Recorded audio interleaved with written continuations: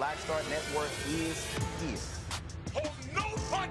I'm real revolutionary right now. Black power. Support this man, Black media. He makes sure that our stories are told. Thank you for being the voice of Black America, Roland. Stay black. I love y'all. All momentum we have now, we have to keep this going. The video looks phenomenal. See, this difference between Black Star Network and Black-owned media and something like CNN. You can't be Black-owned media and be scared. It's time to be smart. Bring your eyeballs home. You dig?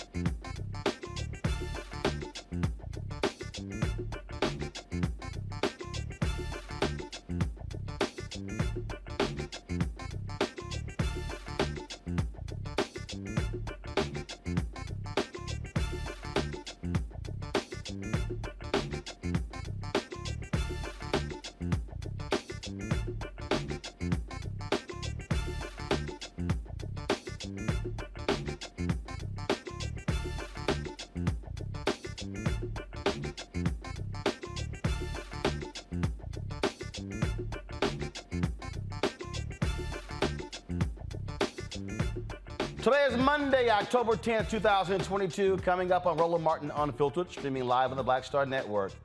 Oh boy, racism in Los Angeles, where 3 city council members and a top labor leader are caught making racist comments. One of them has resigned as a city council president, yet she still remains on the city council. Calls are flooding in for all 3 of them to resign, including the labor leader. We will talk with folks in Los Angeles about this growing controversy. An old audio clip of Georgia's Governor Kemp talking about minority voters resurfaces. We'll look at what's happening in Georgia as one county just dismissed 22,000 voter registration challenges. Nse Ofot, CEO of the New Georgia Project Action Fund, will help us examine what's happening in Georgia. Again, folks, lots of news today. Fox News, they dedicated more than 2.5 hours of coverage praising Kanye West. Well, that was before he made anti-Semitic remarks. Oh, we're going to break all of this down, and oh, you know I'm about to have some fun with, yay, Netflix's Monster, the Jeffrey Dahmer story, is one of the streaming service's highest viewed shows, but it's getting a lot of negative backlash from folks in the LGBT community. Also, including why Christopher Scarver killed him. Dr. Cleo Monago, the chief advisor of Black Men's Exchange, will explain why the series is whitewashed in our Fit, Live, Win segment. Fitness trainer Asia Johnson will be here in studio to give us some practical tips on how to stay fit as the temperatures drop all around the country. Y'all, it is time to bring the funk on Roland Martin Unfiltered of the Black Star Network. Let's go. He's got it. Whatever the miss, he's on it. Whatever it is, he's got the scoop, the fact, the find. And when it breaks, he's right on time and it's rolling. Best believe he's knowing. Putting it down from sports to news to politics. With entertainment just for kicks, he's rolling. It's on go, y'all. It's Roland Martin, yeah. Rolling with Roland now.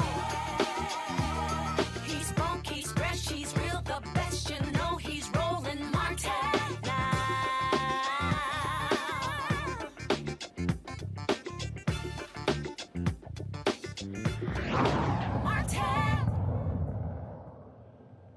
All right, folks, we are 30 days out from the election, and we have continued to see lots of focus on voter suppression, the impact of that. Of course, Republicans changed a number of laws all across the country after the big lie in 2020 when Donald Trump was like, oh my God, I lost the election, it was rigged. No, you got your ass whooped.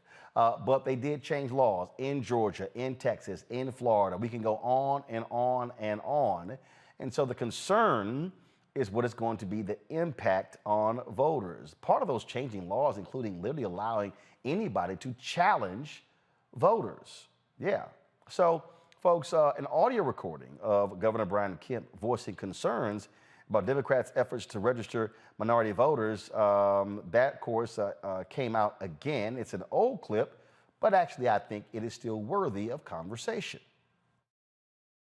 You know, the Democrats are working hard, and all these stories about them, you know, registering all these minority voters that are out there and others that are sitting on the sidelines, and if they can do that, they can win these elections in November.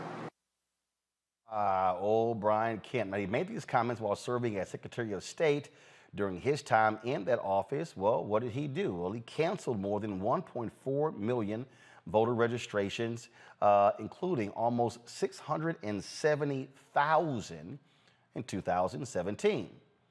Put about 53,000 voter registrations on hold under the exact match policy. 70% of those 53,000, well, they were African American. He encouraged polling location closures. 214 happened under his watch. Now, but his efforts continued as governor, and he admitted it during a recent debate with Stacey Abrams. I was as frustrated as anyone else with the results, especially at the federal level. And we did something about it with Senate Bill 202.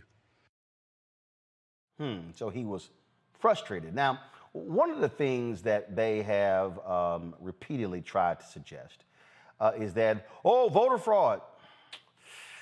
Except the problem is they've really been unable to find any proof of said voter fraud. That's been quite interesting as well. Texas has spent lots of money, Florida as well, trying to find this voter fraud, but they've really been unable to do so. Also, what we have seen is a lot of focus in Georgia on not only the Abrams race, but also the race of Senator Raphael Warnock, as well as against Herschel Walker. Now, a lot of this discussion, a lot of this debate also has been talked about what's happening with black voters, what's going on with black voters. Are they going to be turning out, especially black men? And so that has led for a number of people to question what is going on. In a moment, I'm going to play y'all. Matter of fact, I'm just going to go ahead and do this in a little bit. I'm going to play this video clip. So this was a video clip from Charlamagne the God's Comedy Central show. Killer Mike was on the show, and he was talking about the race as well. So I want to play this, and then we're going to talk about all this together. The guy she's running against is running an effective campaign. And Brian Kemp is running an effective campaign because this week, what Mr. Kemp did was he went to an all-black boys' school that's ran by a conservative black man down in Albany, Georgia, young black man. He didn't Dr. Umar you. He didn't go around preaching for a lot of years. That's no diss to Dr. Umar. He produced the school, and then he started Dr. Umar got the school, man. I'm not mad. I'm happy. He got it. In fact, you know what? I'm sending you $1,000. I swear to God, I love Dr. Umar. It's not accredited. So I'm glad he just got his school. I'm sending him. But this guy got a charter school with all black boys. So guess who the picture goes up with him yesterday? He has Governor Kemp with the boys yesterday. That picture goes up. Shelley Winters, who's an incredible black man, does a lot in Atlanta, happens to be a conservative, has a great radio show. He's a great radio show host, but he goes in the public and out in the streets every day. He got a bunch of conservative black men together. Kemp went with them. Then he went over to a Democratic enclave with Ryan Cameron, one of the most popular radio hosts ever out of Georgia, staunch Democrat, and then pressed the Democrats in that room. I would advise, if I was in Ms. Kemp's camp, you need to go everywhere he just went. Ms. Abrams. And Ms. Abrams, you need to go everywhere Brian Kemp just went, because what Brian Kemp did was have an effective week with black people. Wow. And I would love to see her do that, but if she doesn't, that ain't our fault. Woo! All right, so initially when that clip went out, I saw it and wanted to know, first it was a shorter clip that went out, and I want you to know the context of what Killer Mike was talking about. He and I talked Saturday morning about that, and he said that it actually was edited and they left out some of the things that he said. Later on, Charlamagne, the God, sent me a text, and he said, in fact, it was edited out. And so therefore, what he wanted to do was he pushed them to actually get that out. And so that's what happened. Now, the Abrams folks were very quick to respond to what you heard there. And so they dropped this ad on their social media with regards to what Brian Kemp had to say. Watch.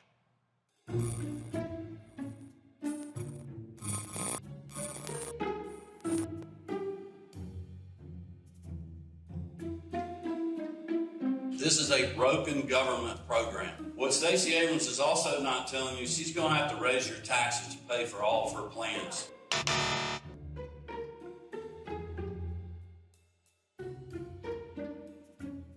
We've got to deal with the workforce housing issue, and we are. I focused on affordable housing.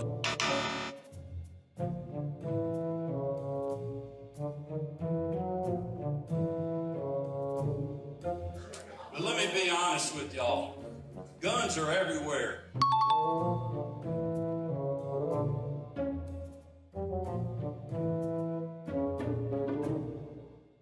And look, he's at Midtown.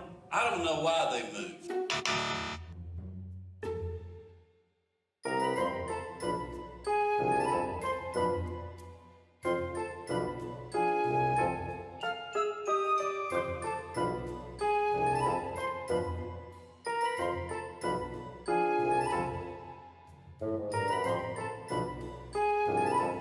Now, that was a particular ad. Again, that ad dropped a couple of days ago, but then just today, about 3 hours ago, the Abrams campaign dropped this video. You've been hearing a lot of lies about me, again, and you deserve a break. Not just from the nonsense, a break from the drain on your wallet and the worry in your heart. I'll use our $5 billion surplus to put more money back in your pocket and invest in the basics: education, healthcare, housing. Brian Kemp, he looks out for himself and people like him because that's how they've always done things. I'll never be part of the old boys club, but that's okay. I'll be too busy working for One Georgia, where we all thrive. All right, Nse Ofot, she's the CEO of the New Georgia Project Action Fund, joining me now from Atlanta. Glad to have you back on the show. Let's first talk about what is happening with these voter challenges, this idea of they can challenge anybody. Now, last week, the Gwinnett County Board of Elections dismissed challenges to around 22,000 residents, and they were conservative folks, tried to challenge, saying these people somehow were, registrations were invalid. Now, the county commissioner, Kirkland Caton, says MAGA groups are not going to prevail in the challenging of people's registrations all across Georgia. I'm gonna play this first, and I'm gonna come back to you. So, Okay. Okay. All right. You know what? Go ahead and respond. I'll play it later. Go ahead. Well, I mean, I think that what you're on. First of all, good evening, Uncle Roro. I heard that in your intro song, and I am obsessed. What people need to know is that Gwinnett County is the largest and most racially and ethnically diverse county in the southeastern United States. It's the second largest county in Georgia. The presidential election, the 2020 presidential election, the margin was just over 11,000 votes. The original attempt by these MAGA groups was to purge or challenge the voter registration of 38,000 Gwinnett County voters. That's over 3 times the margin. Georgia is legitimately America's newest battleground state. It is America's newest swing state. And so Senate Bill 202 was absolutely designed to put Republican thumbs on the scale, that they have given themselves all the tools that they need to overcome the results of elections that they do not like. And it is deeply problematic. It's unconstitutional. And it is hypocritical. Like the governor, our current governor, in the debate clip that you showed, said that he was concerned about the integrity of the 2020 elections. But they also got on the phone with the president of the United States and said that the Georgia elections were fine, that these were the most secure elections in Georgia history, and they have continued to stand by the results of the elections. So if the elections were conducted in a manner that was fair and that was in accordance with all of our federal and state laws, and you stand by the results of the elections, why would you then join with the MAGA crowd to pass Senate Bill 202 that changed over 50 of Georgia's election laws, including this challenge anybody, anywhere, at any time law provision that we are seeing play out right now with 30 days before the election? See, and that's the thing that I think people have to understand. What the Supreme Court said was, when they gutted the Voting Rights Act, well, we've seen how things have gone so well, the increase in black voter turnout. Well, that was because we had the Voting Rights Act to stop a lot of these shenanigans. And since that decision is Shelby v. Holder, we have seen Republicans do all they can to try to stop folks from voting, trying to use every legal means as possible. We still see the games being played. And then people go, well, look at Georgia. They have an increase in people who voted. Just because voters, as Stacey Abrams said when she was questioned on Fox News, she said voter suppression is not about do people actually jump the hurdle. It's the efforts to prevent them from being able to register. That is what the fight has been over. Absolutely. And why are you celebrating people having to stand in line for 5, 6 hours in order to exercise the franchise? Like, that is not something to be celebrated. I mean, I understand that it makes for good human interest pieces, but I'm actually more interested in removing these artificial hurdles, these artificial barriers that folks have to clear in order to participate in our elections. And I will also say that it takes an extraordinary amount of time and money and energy and attention for voting rights groups like the New Georgia Project to continue to make sure that Black folks show up, that young people show up in spite of these attacks on the vote, the right to vote. When we talk about also what's happening there, I mean, give us a sense of what you are hearing. I mean, you know, we are seeing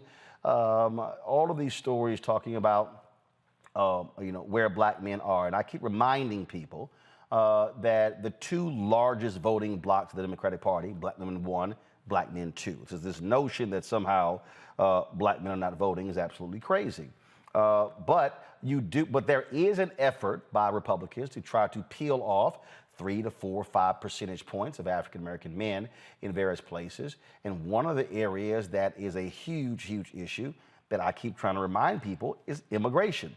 This notion that somehow jobs being taken. I've heard this. This ain't a recent thing. I mean, I remember when I had my radio show on WVON in Chicago in 2006, 2007, 2008. I heard that when immigration came up, it was a volatile issue among African Americans. And so I think a lot of people need to understand that we got to stop making these, you know, blanket statements with regards to how Black men are voting, but also understand the misinformation campaigns targeting African Americans, especially Black men. Again, GOP efforts to peel off certain points and understanding how potent immigration is an issue. What are you seeing and hearing on the ground there in Georgia? Yeah, I mean, I would tell you this, that immigration is not even top 5 for Black folks in Georgia, including Black men in this moment, that it is definitely wages and jobs. Overall, the cost of living. A lot of time in the great state of Georgia, particularly in Atlanta. And, you know, one of the consequences, the reversal of the Great Migration, is that these people from New York and DC, the states are coming in Atlanta and Georgia, cost and landlords and developers are taking advantage of that. So the cost of living, the cost of housing, healthcare, and access to quality healthcare. Hospitals are closing all over the state of Georgia, with people still dying from COVID, people still fighting cancer, people still have strokes, people are still having babies, and we have hospitals closing all over the state, including in Atlanta. The other thing is gun safety and gun violence are deep concerns for people. I think that we start to see some age differences when we look at criminal legal reform for younger Georgians, particularly voters under the age of 18 to 34. And so those are the issues that are at the top of the list. But we've seen like immigration be used as a wedge issue. Hell, charter schools as the wedge issue. Reproductive rights and access to abortion and bodily autonomy, a wedge issue. And I'll be honest, I love it. I love that Black men are getting the mic and getting an opportunity to communicate to America what their political priorities are and what they want to see from Georgia. I love that Black men demonstrate how sophisticated they are with their analysis.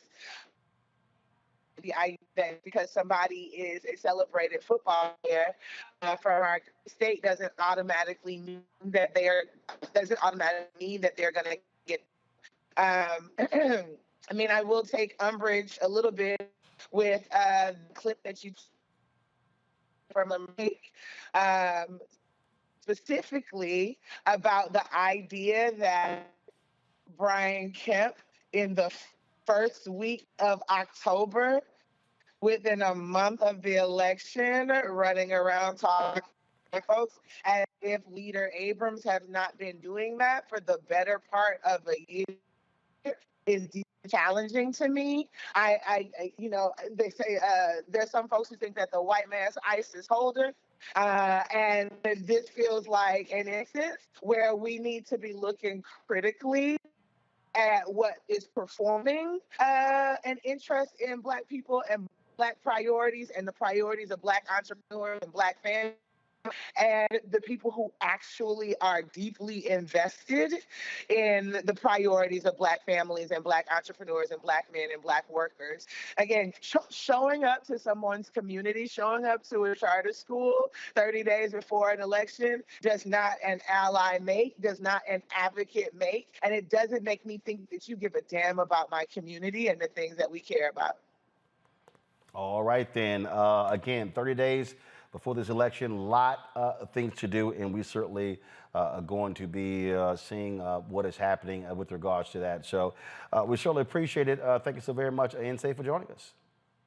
Take care. Thank you. All right, folks, before now understand, tomorrow is the last day to register in Georgia.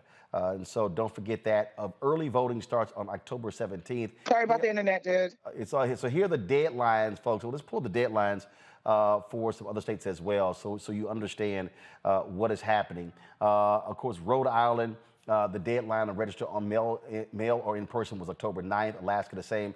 Mississippi, the deadline to register online by mail or in person is today. Arizona, your deadline is tomorrow. Arkansas, it is tomorrow, and there's no online voter registration in Arkansas as well.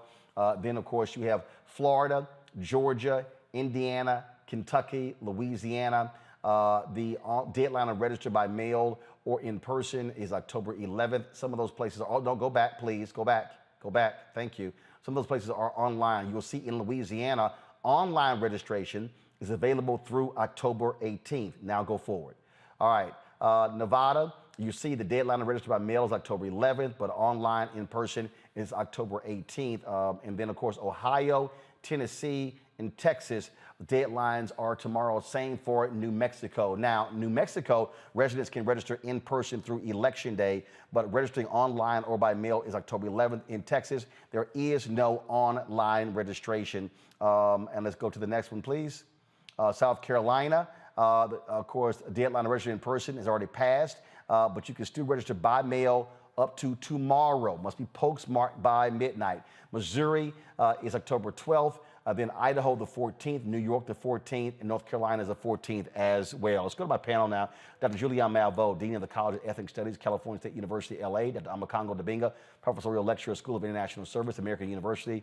Representative Renita Shannon, Georgia representative there in Georgia. Representative Shannon, I'll start with you again. We're seeing the challenge to ballots. We're seeing what happens when they get thrown out by Republicans doing all they can because they want to stymie Black voters. They want to keep them from registering Black and other voters. And you also see what is happening when it comes to, competing for Black votes. What Brian Kemp is trying to do, what he's trying to do, frankly, is ensure you don't have that 94% that Stacey Abrams got in 2018.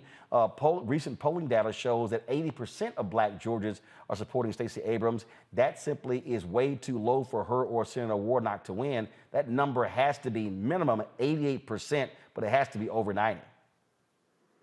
Yeah, so two things, you covered a lot there, and two things I want to point out here.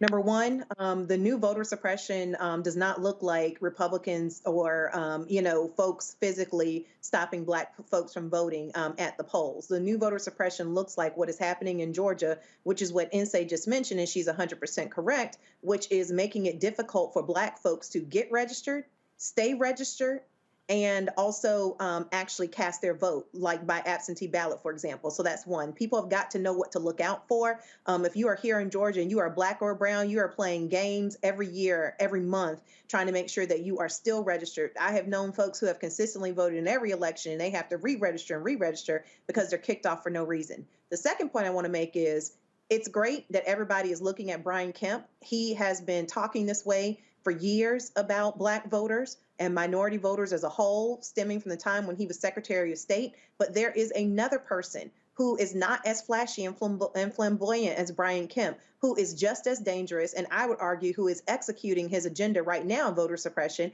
and that is Brad Raffensperger. This is a person that I served with on the Governmental Affairs Committee who has put in place many of the outrageous things that you have seen come out of Georgia in the ways of voter suppression. For example, not being able to give folks water while they wait in line, these long lines that are only turning up in Black and brown communities to vote. He is somebody who is currently up for election again for Secretary of State. We have a great candidate, but the problem that we've seen is that CNN, MSNBC, and mainstream media has made this man a hero because when Donald Trump called him and asked him to basically go to jail for him by finding him 11,000 votes, he said no. But this person is very dangerous, and if you do not like what Brian Kemp is doing in Georgia to suppress Black and brown votes, Brad Raffensperger is a person you also need to keep on your radar because he is the one who is actually executing Brian's agenda. Omakongo.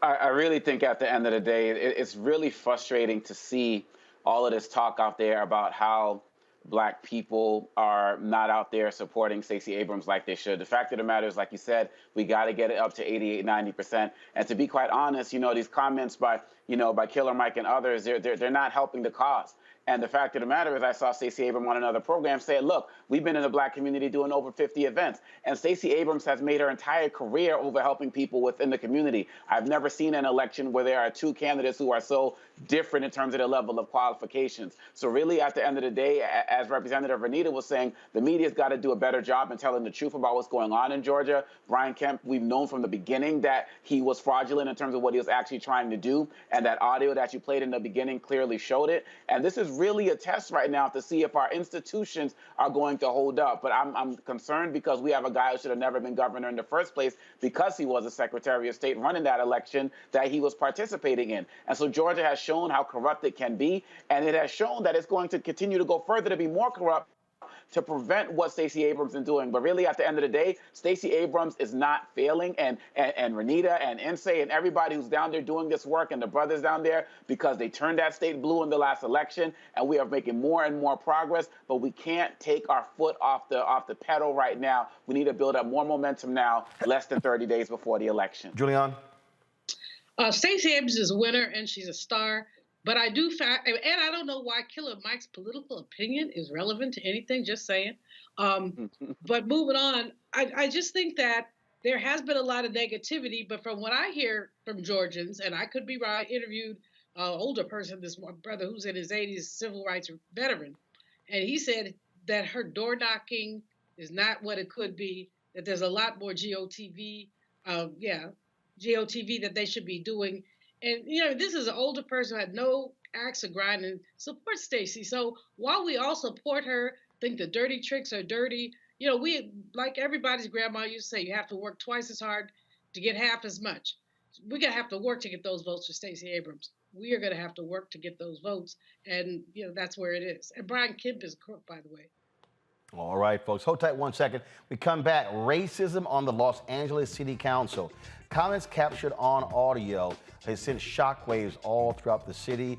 There have been demands for the resignation of 3 of the council members, as well as a labor leader. We'll break this thing down and show you statements that have been coming in from the current mayor, Gil Garcetti, from Karen Bass, Congresswoman Karen Bass, who is running for that position as well, and so many others.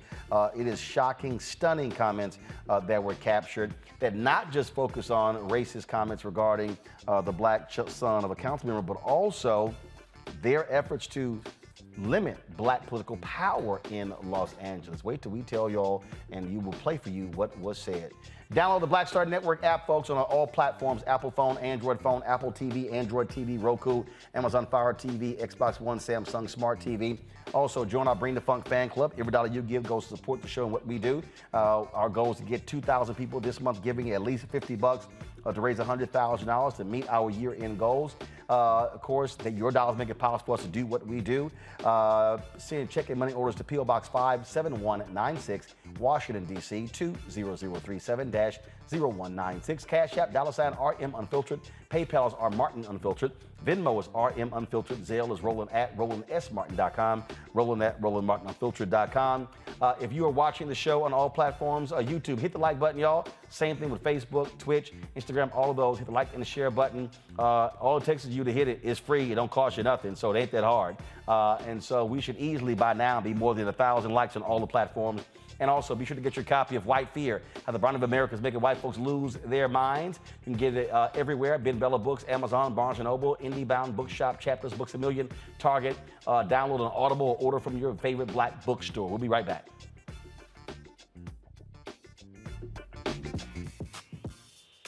When we invest in ourselves, our glow, our vision, our vibe, we all shine.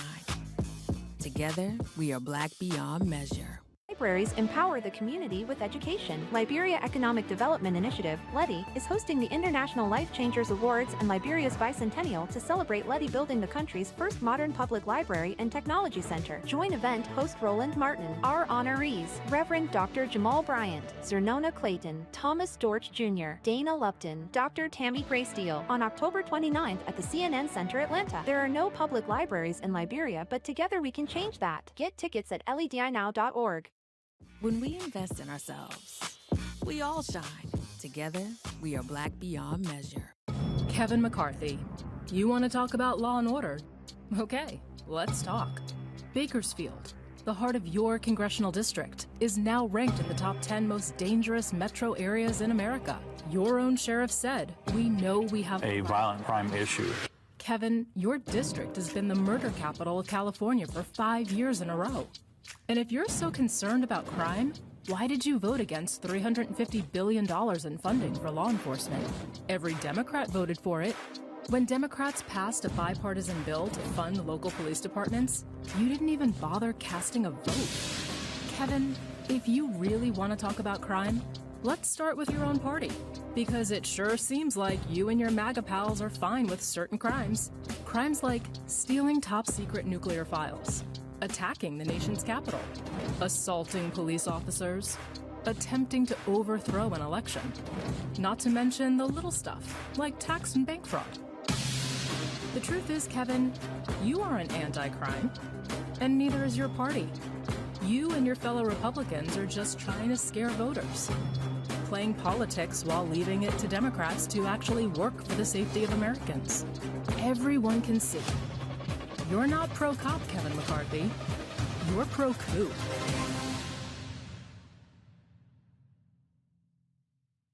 Hatred on the streets, a horrific scene, a white nationalist rally that descended into deadly violence. White people are losing their damn minds. As an angry pro-Trump mob storms the U.S. Capitol, we've seen shooting. We're about to see the rise of what I call white minority resistance.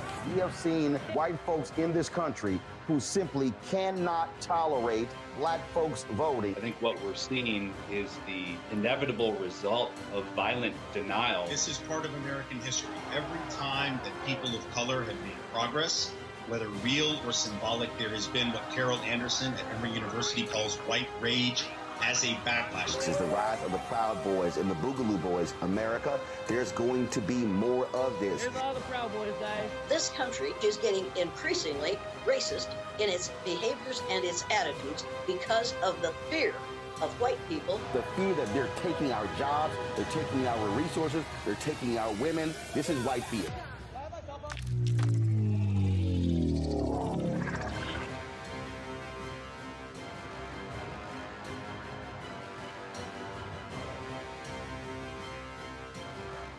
My name is Charlie Wilson. Hi, I'm Sally Richardson Whitfield. And I'm Dodger Whitfield. Hey everybody, this is your man Fred Hammond, and you're watching Roland Martin, my man, Unfiltered.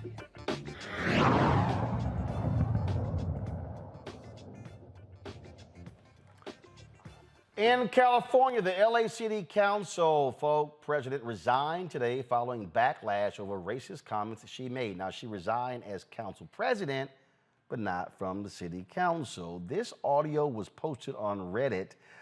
It has led to an explosion there in the city, and folks all around the country are demanding all three council members and a major labor leader resign. Listen to this. All the, folks like with us going, he did call me. He wants to have breakfast with me. What's taking him so long? I haven't. I just said, hey, we need to talk. You supported him from the... All right, don't worry, I got you. So you'll start seeing them line up. Isaac was the first. Now, folks, the conversation from October 2021 was council members Gil Cedillo, Kevin De Leon, and LA County Federation of Labor President Ron Herrera, in addition to the city council president. As well. So here's the deal, folks. So they were having this conversation. and they were talking about a number of issues, redistricting.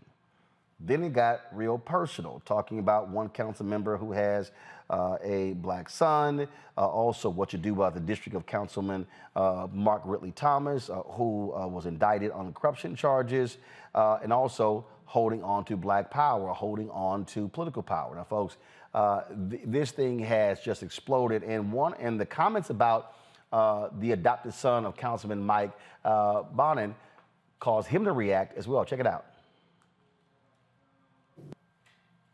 It's like the oddest thing. It's a Jackie Brown on this float, and then there's this white guy with this little black kid who's misbehaved. Este niño has no. They're not even. They're not doing. The kid is bouncing off the effing wall on the float, practically tipping it over. There's nothing you can do to control him. Parece changuito, and I'm just like, oh my gosh. They're raising him like a little white kid, which I was like, this kid needs a beat down. Like, let me take him around the corner and then I'll bring him back. Yeah. ¿Se me entiendes?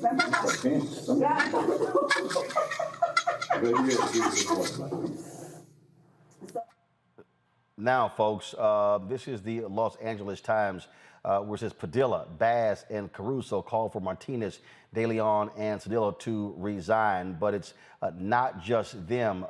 Different labor organizations, they are calling on President Ron Herrera of the LA County Federation of Labor to resign. My understanding is that the AFL-CIO is giving him until Thursday to do so, or he will be fired from this. And so that's what sources are telling me as well, folks. Again, when you look at the statements that are coming out, it is very clear that folks understand that this simply cannot happen. This is the statement that came out from Karen Bass, where she talked about LA moving in a new direction. Go to it, please. And then when she devoted her life to it, she specifically calls for them to step down. Now, initially, Gil Garcetti, his initial statement was this: we don't call for this. It was very bland. He did not call for them to resign. Rick Caruso did not call for them to resign. So a number of people have been dancing around this issue, initially by saying, oh, the right thing must be done. We don't tolerate this form of racism. That was it. And they have been called out. Now they've switched past and now understand, look, that ain't good enough. And so it is increasing. And so I wouldn't be surprised if these three, I doubt very seriously they can last through the end of the week. But we'll see. Joining me right now is Erica Smith. She's a columnist with the Los Angeles Times and a culture critic. Also joining us is Jasmine Koenig. Glad to have both of you. Jasmine, I want to start with you. I've been looking at your Twitter feed, looking at how you going after many of these Democrats, making it perfectly clear. Because I'm going to bring in the Ed Buck situation, because your deal, they were real quiet on Ed Buck until you and others kept hitting them saying, oh, y'all want to be quiet? And the dance around this in the last 24 hours has been real interesting. How initially, yeah, do the right thing. We condemn these comments, but short of calling for resignation. Martinez resigns as council president, but she's still on the city council. She has not stepped down. It's just your thoughts on how Democrats in California, in LA, Los Angeles, LA County, and the state are trying to do a cute little dance, but not challenging these three, saying y'all got to go. Right. So let's be clear. First of all, Democrats are always talking about meeting the moment. I'm waiting for them to meet this moment. I am a former special assistant to the previous LA Council council president. I am an elected member to the LA County Democratic Party, so I am a delegate. So I have a really unique perspective in all of this, having worked at City Hall, but also being a part of the Democratic Party. And I find all of this very, very troubling, because you have labor as well as our political leaders. And let's be clear, Roland, if a Black elected leader, or let's say even a Republican, had been caught making disparaging and racist remarks about any group of people, they would spare no time in calling for their resignation. And it's absolutely ludicrous to me that folks are tap dancing around this. They can't seem to quite find the right words to get out of their mouth. This is a you know what or get off the pot moment. This is not a I'm going to sit on the fence moment. You either stand by racists or you don't stand by racists. And for the Democratic Party, because these are all Democrats, for the Democratic Party to take their time, my party, I haven't seen the LA County Democratic Party say anything. The California Democratic Party did a thoughts and prayers like statement, but did not call for anyone to be to resign. That is absolutely ridiculous. Either folks are with us or they're not. And I will always be a proud member of the Black. Erica, again, yesterday, late yesterday, as Jasmine said, lots of thoughts and prayers were being offered. Then all of a sudden, this morning, it was more heat and more heat. And then you begin to have organizations weigh in. You begin to have the Nurses Association weigh in. I mean, we can start talking about all different people who started weighing in. And as that intensity increased, then all of a sudden it was, oh, I better read the tea leaves. Let me just jump on this resign train. Otherwise, I'm going to get criticism. No, it was definitely a snowball effect. I mean, yesterday, as Jasmine said, it was a lot of, this is really horrible. We should condemn this and we can't do this in LA. Very few people outright called for them to resign, but it was overnight. I mean, I think the story just kind of kept going, into the wee hours of the morning. And this morning, Nuri Martinez stepped down as president, and that was almost met with an immediate backlash of that's not good enough. Our editorial board at the LA Times has put out an editorial calling for all three council members to resign. This has, it's just grown and grown. And a few minutes ago, actually, Mayor Eric Garcetti put out a statement actually saying that all three members of the council should resign. And Representative Adam Schiff has jumped on board, Alex Padilla, our senator. So it's growing. I don't think there's a sense now of, that, Martinez stepping down as president is going to cut it. Jasmine, have we heard anything from Councilwoman Maxine Waters? Have we heard anything from California Governor Gavin Newsom? I personally haven't, but I do want to say this. They all have to go. There's only one zip code in the city of Los Angeles that has increased its Black population, and that's the one that encompasses Skid Row that Kevin De Leon also on that audio overseas. Okay, let's be really clear. These people, not only do they get paid with the money of all Angelenos, including Black Angelenos, but the labor leader himself, he conspired on audio to use the hardworking dudes from including Black folks' paychecks to work against them, to dilute a district, to commit voter suppression. Okay, so we have a really big problem here. These people vote on issues and things that affect all of us in this city. And as you know, Black people have been clinging on to stay in the city. We're less than 9% of the population. We make up the majority of the homeless. Many of us are moving down south into Las Vegas and other parts of the state because we simply cannot afford to live in this city. And so to know that our elected leaders and our labor leaders are literally sitting around laughing and conspiring about how to get rid of us, how to dilute our power, is absolutely infuriating to me. Erica, the thing that also I find to be interesting here is that what this also speaks to is a reality when it comes to Black and Hispanic battle over power. There was a battle in Houston when it came to the superintendent, where several Houston school board members were meeting privately, breaking state law, trying to bring back an Hispanic superintendent who had left and consistently overlooked the Black superintendent who later actually left to go take a job in Missouri, even though she was bringing the district back. And so these battles, we've seen them happen over police chiefs, over fire chiefs. Here with Los Angeles, what you have are these council members and this labor leader, all Latino, trying to use their power to further take advantage of the political situation there and frankly stymie Black political power in Los Angeles. Yeah, I wrote about that actually for the paper today and online today, talking about that tension. I mean, that's one of the things that really came up, at the time that this conversation was recorded, which is about a year ago. There was conversations about redistricting and how these council districts, what are the maps going to be? And we all know that redistricting, no matter what level of government it is, it's going to be contentious. But, there was a just concerted effort. This hour-long conversation in many ways was just a strategy session on how to dilute the Black vote here in Los Angeles. And so you have a Latino population that is, about half of the people in Los Angeles are Latino, but they do not have as many council seats. And you have a Black population that has long historically been in South LA, has right now 3 members of the council that are Black.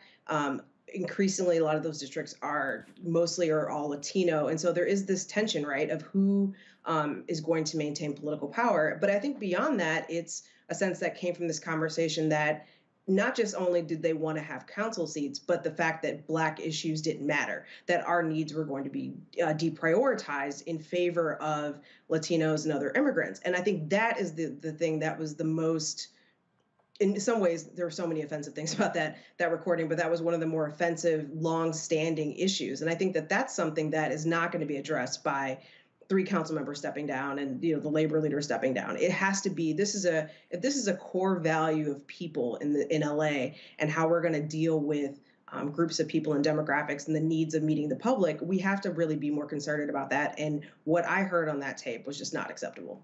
And for them to say that the LA district attorney, Jasmine, F him, he's with the Blacks. Yes. She was real clear. Yeah, again, following what Erica said, everything on that audio is so infuriating. I remember I tweeted yesterday, I wondered whether or not DCFS had been called because Nuri was talking about wanting to beat a little Black boy. I mean, if a Black woman said that, DCFS would have been at her door within an hour, examining her kids and talking to them, right? So, there are a lot of, it's like I said, it's so infuriating because these are the people that make the ordinances, that set the policies. Interestingly enough, I was talking to someone today, reminding them that it was Nuri Martinez that sort of spearheaded the ordinance around not being able to protest at their houses, right? And something tells me there are going to be a lot of protests at these folks' houses if they do not resign. They have to go. They can't be paid with public money and share those feelings. But most importantly, I'm going to always bring it back home to the Democratic Party, because a lot of Black people vote for Democrats. All of these people are Democrats. And when you talk about labor and the Democratic Party, they go hand in hand. All of these people have been supported by the party. And they all support each other. And for the party to have nothing to say, for the party to not be pressuring them to step down is absolutely outrageous. And, I'm going to say this, I'm going to be really blunt and frank. If we, as Black people in Los Angeles, allow these people to retain our seats, we deserve everything we get moving forward. Absolutely, we do. Because folks will know that there are no real long-lasting consequences for insulting Black folks, and that it's basically open season on us. There is a reason why these districts have smaller and smaller numbers of Black people in them. It's because of people like Nuri and Gil and Kevin and Ron and the conspiracy. This is just something that was caught on audio. These conversations, these backroom deals happen all the time, and they have been happening for quite some time, which is why our numbers continue to go down in this city. And so we have to see some real change here. And this is going to be a real difficult conversation for a lot of people, but we're going to find out who are the hypocrites. And like I said, if we as Black people stand by this, allow ourselves to be placated with her just stepping down from the presidency and letting some so-called Black leaders say, well, we met with them and we're going to sing Kumbaya and everything is okay right now because they've apologized, then absolutely we deserve everything we get moving forward in this city. Erica, final comment. Yeah, I think that everything that Jasmine said was correct, but I also think that we have to also look at this. Once these folks are gone, we can't also allow the same system to appoint new people. I mean, we need to really think about who's going to replace them and why, and who are they going to be representing. I think we need to give a little more thought to that, and I think it's going to be a long process. And I think that our upcoming mayor race is going to really have an impact. Whoever becomes mayor is going to have to step into quite a bit. All right, then. Erica, Jasmine, I really appreciate it. Thanks a lot. Thank you. Thank you. Juliana, I want to start with you. Nuri Martinez, this is what she said. She called, in a moment of intense frustration and anger, let the situation get the best of me, and I hold myself accountable for these comments. Really? Really? You actually think in a moment of intense frustration and anger? Child, please. Exactly. Please. I'm in LA these days, Roland, and we're driving back up from Palm Springs. And the news was just popping, really, because this is just one of the most reprehensible things. One of the written rules in politics, as we all know, who covered things, is you leave people's children alone. You know, we have a leave the child alone. So how does this woman talk about beating somebody else's child and calling the child a monkey? See, her resignation from the whatever chair she was, that's not enough. Her resignation from the council is not enough. The question that I think Erica raised in the last segment, Roland, is how do you prevent this from happening again? We're really dealing with issues of structural racism that nobody wants to talk about, or anti-Blackness that nobody wants to talk about. And so you hone down on the individual when the issue is systemic. It absolutely is. And I tell you, I don't see how these folks have any credibility whatsoever, Renita, to continue to serve. None. Yeah, this incident cracks open two conversations that we've needed to have for a very long time. Number one, as I always say, that racism is bipartisan. So there has been ongoing racism, systemic and otherwise, in both parties. And Democrats have got to get serious about realizing that we have just as much racism as the Republican Party. It just looks different. It's undercover, it's in back rooms, and it's on hot mics like this incident. The second thing is racism within organized labor. I've had many friends who have been staff for organized labor, organizers for organized labor, and they have talked about the ongoing racism that they face while everybody's supposed to be getting together as workers and coming together to fight for workers as one collective identity. That is not what we're seeing. We're seeing racism, go in and out of the organization, and racism come into play when you think about who can be promoted within the organization. And so I'm really disappointed that AFL-CIO is even giving the labor leader till the end of the week to resign or be fired, because what is the point of that? Are you trying to allow him to resign so that he can keep some type of future benefits like retirement or something like that? He should have been fired already. I mean, you've got the proof. This is his voice. He's not disputing it. What's the point of letting it go on for a week? And so this is some of the sneaky, ways that people are able to avoid accountability. It looks like allowing people to quit. The other thing that it looks like is the president just saying, well, hey, I'll do my own accountability and I will, step down as chair, but I'm still going to remain as a city council person, knowing that they will still have the power. So I hope that the folks in that area will come together and say that this is not enough. All three of them have got to go. And then I hope that they are really great candidates ready to step up and run, because it's one thing to get rid of these folks, and you absolutely must, but that community has got to be ready with folks identified who can fill these seats and really be for the community. Makongo? I think that this situation is unfortunate on many levels. I mean, there have been so many instances of Black people and the Latino community coming together to work for so many issues, going back to the civil rights movement, and just so many areas.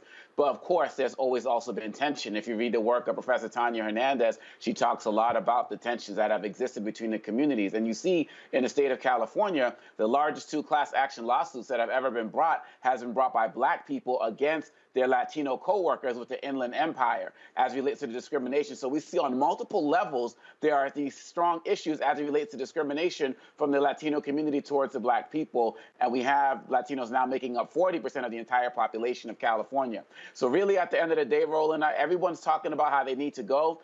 And I believe that as well. But I'll tell you that I'm a little bit concerned in this kind of no apology type culture that we live in. It's really going to come down to their constituents. What do their voters say who live in their districts? Are they going to say, yeah, everyone's not perfect, everyone makes mistakes, and still keep these guys in? Because if that's the case, as Representative Renita was saying, we're no different than a Republican Party. So really, at the end of the day, they have to go, but the people on the bottom got to be the ones to call them out. Because, I mean, Martinez, she even endorsed Bass back in August, right, just playing the game. So really, at the end of the day, we need more accountability. And this is why Dr. King said, on many levels, these white liberals and people within Democratic parties can be just as bad as these racist Republicans, because their lack of inaction and inability to call out stuff and really make the calls that need to happen when stuff hits the fan.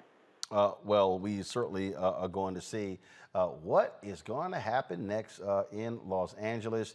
Again, I doubt very seriously that these folks can actually survive through the weekend as a result of these comments. I think the pressure is going to get ratcheted up, and so we'll certainly see what happens there. All right, folks, hold tight 1 second. When we come back, We're going to talk about Netflix's Jeffrey Dahmer special. A lot of people are pissed off. They also made a change that the LGBT community was demanding, but you got some black people who are like, hold up, don't y'all be running away because the white gay folk was sitting here killing black people and eating them. We're going to talk about that next. And also some details about this piece that Cleo Monago has, because he actually corresponded with someone who was involved in this, and we'll tell you about that. Also, I'm going to talk about Kanye West. Y'all see all the more punk-ass folks at Fox News? Oh, my Lord, they were praising Kanye. Oh, he's just so honest. He is just so, he's just so forthright, and I want to hear more. Then all of a sudden, he says, I'm coming after the Jews. Oh. And matter of fact, wait until we show y'all the Fox and Friends segment, where these fools were defending Kanye for some comments he made on Instagram and Twitter, and the dumbasses hadn't even read the comments. Then finally somebody went, psst, psst. This is what he said. He was like, my bad. Yeah, we're gonna show you how stupid those people are. And speaking of racist, Alabama Senator Tommy Tuberville speaking at a rally in Nevada, equating reparations with the people who do crime in the country. So basically it's like, all the crime done by black people. Guess who's kind of quiet? Republicans. Because you know they agree with Tommy Tuberville. Covering all of that and more. Roland Martin Unfiltered on the Black Star Network. Don't forget, folks, YouTube, hit the doggone like button. I ain't gonna ask y'all one more time, okay? We should be at 1,500 likes easy on the YouTube channel. Don't make me have to start cussing y'all out, because you know I will. Also, hit the like and the share button on Facebook, Instagram, Twitch, all different platforms.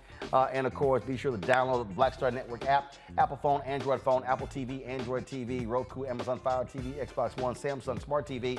Give to the Bring the Funk Fan Club. Of course, P.O. Box 5719. See your check-in money orders at P.O. Box 57196, Washington, D.C. 20037-0196. Cash App, $RM Unfiltered. PayPal's R Martin Unfiltered.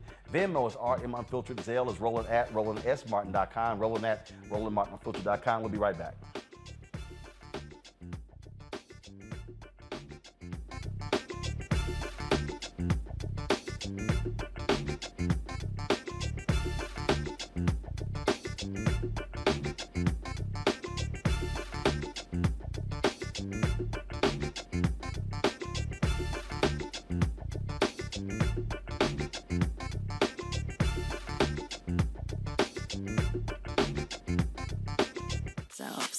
We're investing in what's next for all of us. Growing, creating, making moves that move us all forward. Together, we are Black beyond measure. Pull up a chair, take your seat. The Black Tape with me, Dr. Greg Carr, here on the Black Star Network. Every week, we'll take a deeper dive into the world we're living in. Join the conversation only on the Black Star Network. When we invest in ourselves, our glow, our vision, our vibe, we all shine. Together, we are Black beyond measure. I'm Deborah Owens, America's Wealth Coach, and my new show, Get Wealthy, focuses on the things that your financial advisor and bank isn't telling you, but you absolutely need to know. So watch Get Wealthy on the Black Star Network.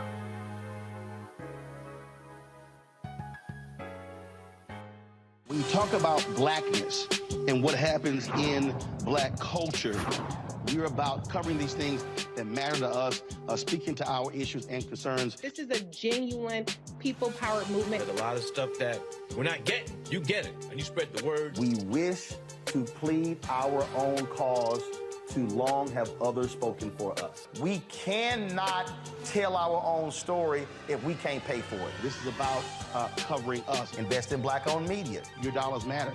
We don't have to keep asking them to cover our stuff. So please support us in what we do, folks. We want to hit 2,000 people, $50 this month, raise $100,000. We're behind 100,000, so we want to hit that. Y'all money makes this possible. Check some money orders. Go to P.O. Box 57196, Washington, D.C. 20037-0196. The Cash App is $RM Unfiltered. PayPal is R Martin Unfiltered. Venmo is RM Unfiltered. Zelle is roland@rolandsmartin.com. You know what's on the ballot. It's not just legislation and policies we believe in. It's democracy. Our democracy. There's a choice on the ballot between freedom and fear, between cruelty and compassion, between chaos and community, between voting or violence.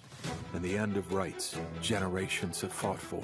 The extremists have a plan, a roadmap for a nation where your voice is silenced and your vote is a memory, where they count their votes and cast ours aside.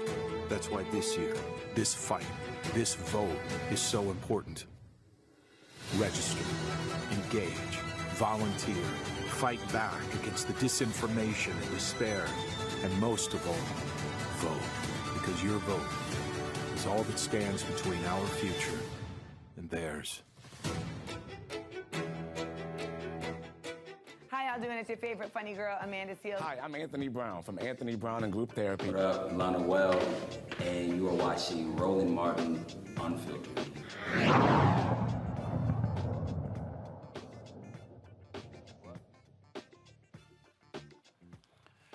All right, folks, welcome back to Roland Martin Unfiltered. All right, so let's talk about Netflix. They've got a new show dealing with Jeffrey Dahmer. A lot of folks are watching, doing huge numbers. But then you also had some drama because you're dealing with Jeffrey Dahmer and subject matter, they place an LGBTQ tag on it. Well, that ticked off a lot of LGBTQ people. So then they hit Netflix, and then Netflix actually removed it from that particular category. Well, Jasmine Koenig and others, they were sitting here posting stuff, saying, hold up now, don't all of a sudden y'all don't want that to be included because, just because it's bad. They said he was Jeffrey Dahmer, he was killing black people. Why in the world you don't want to take the tag off when in fact it actually is dealing with subject matter of someone who was gay. It's gotten backlash from the family of the victims.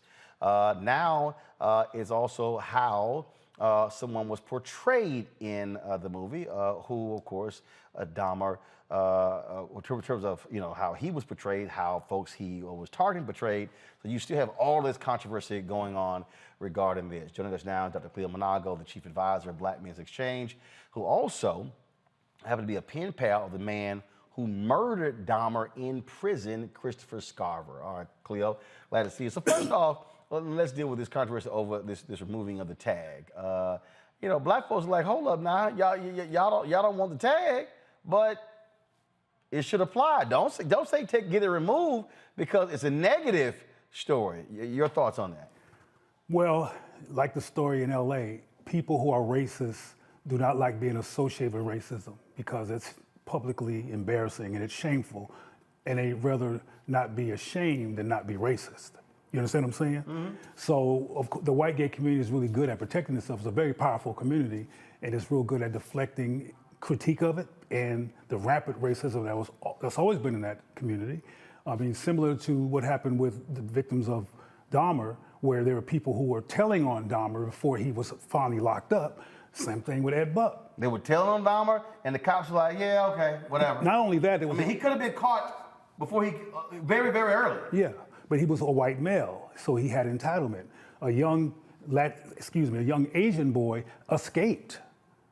But he was delirious because Jeffrey Dahmer had put him under drugs, and they brought him back to Jeffrey Dahmer, who killed him minutes after the cops brought him back. But anyway, getting back to the LGBT deflection of being seen as racist, which is a fish deflecting being in the water, they did the same thing with Ed Buck. They never was a West Hollywood decree or outcry from the city politicians against the murder of black people.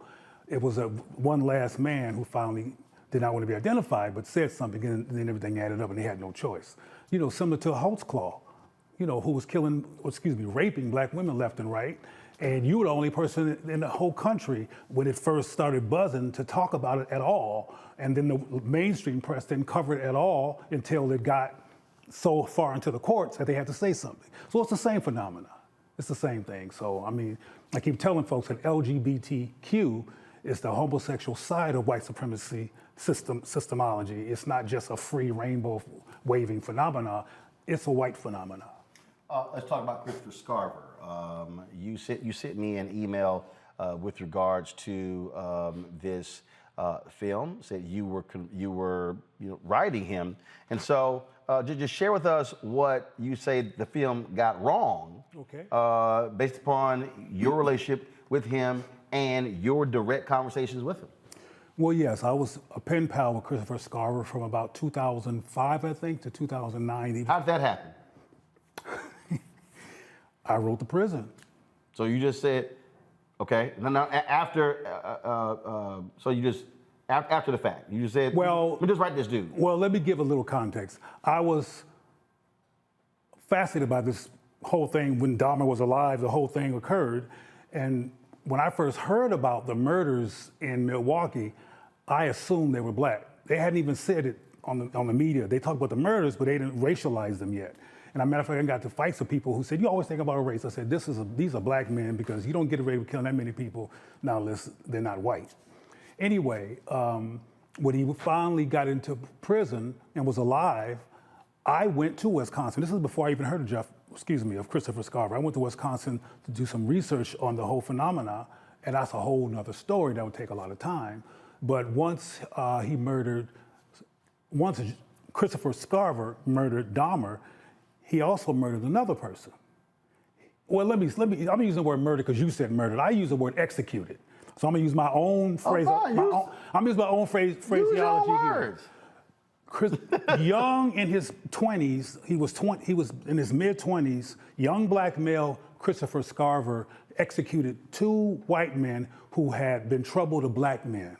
He murdered, there you got me messing up again. He executed. Don't be blaming it on me, you talking. It's not your fault. Anyway, he executed Jeffrey Dahmer, and then he tipped over to the other side of the room and executed Jesse Anderson. Now, you know who Jesse Anderson was, right? No. Okay, well, Jesse Anderson, also in the same state, killed his wife, called the cops, and claimed that 2 black men were running from his home, and he made had one of those drawings made of 2 black men, and then they did a forensic investigation, found that he killed his wife. So he blamed black people. He blamed black people, and what happens in police departments when there's a black fugitive, whether they did anything or not, is that black men are harassed. Black men back in the 90s, up until recently, are killed because white folks are mad about what supposedly black men have done, and they're arrested when they didn't do anything wrong. So Scarver was clear about the fact that Jeffrey Dahmer and Jesse Anderson had ruined the lives of black men. And one of the things that Jeffrey was doing, and he told me this, was Jeffrey would go to lunch and put gravy on mashed potatoes so they can look like black people and put ketchup on them and eat them and giggle. So Christopher Scarver said, no, not under my watch, we're not having this.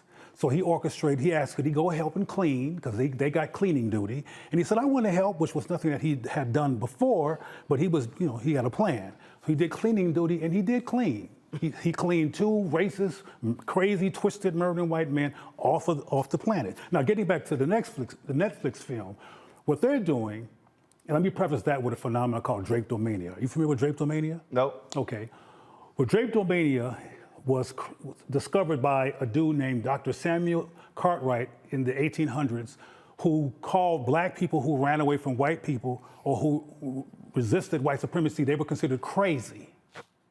Drapetomania was a legal mental illness diagnosis of black people who ran away or who resisted. And there was treatments. It was usually brutal, beaten, murder, and all that kind of stuff.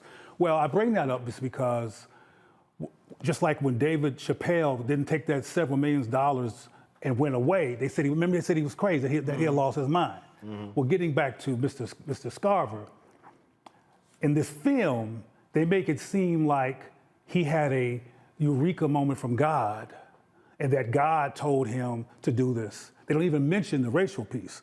Now, when he was 21, he was interviewed and he said, whatever white people do to black people is never just. He had a critical analysis of racism.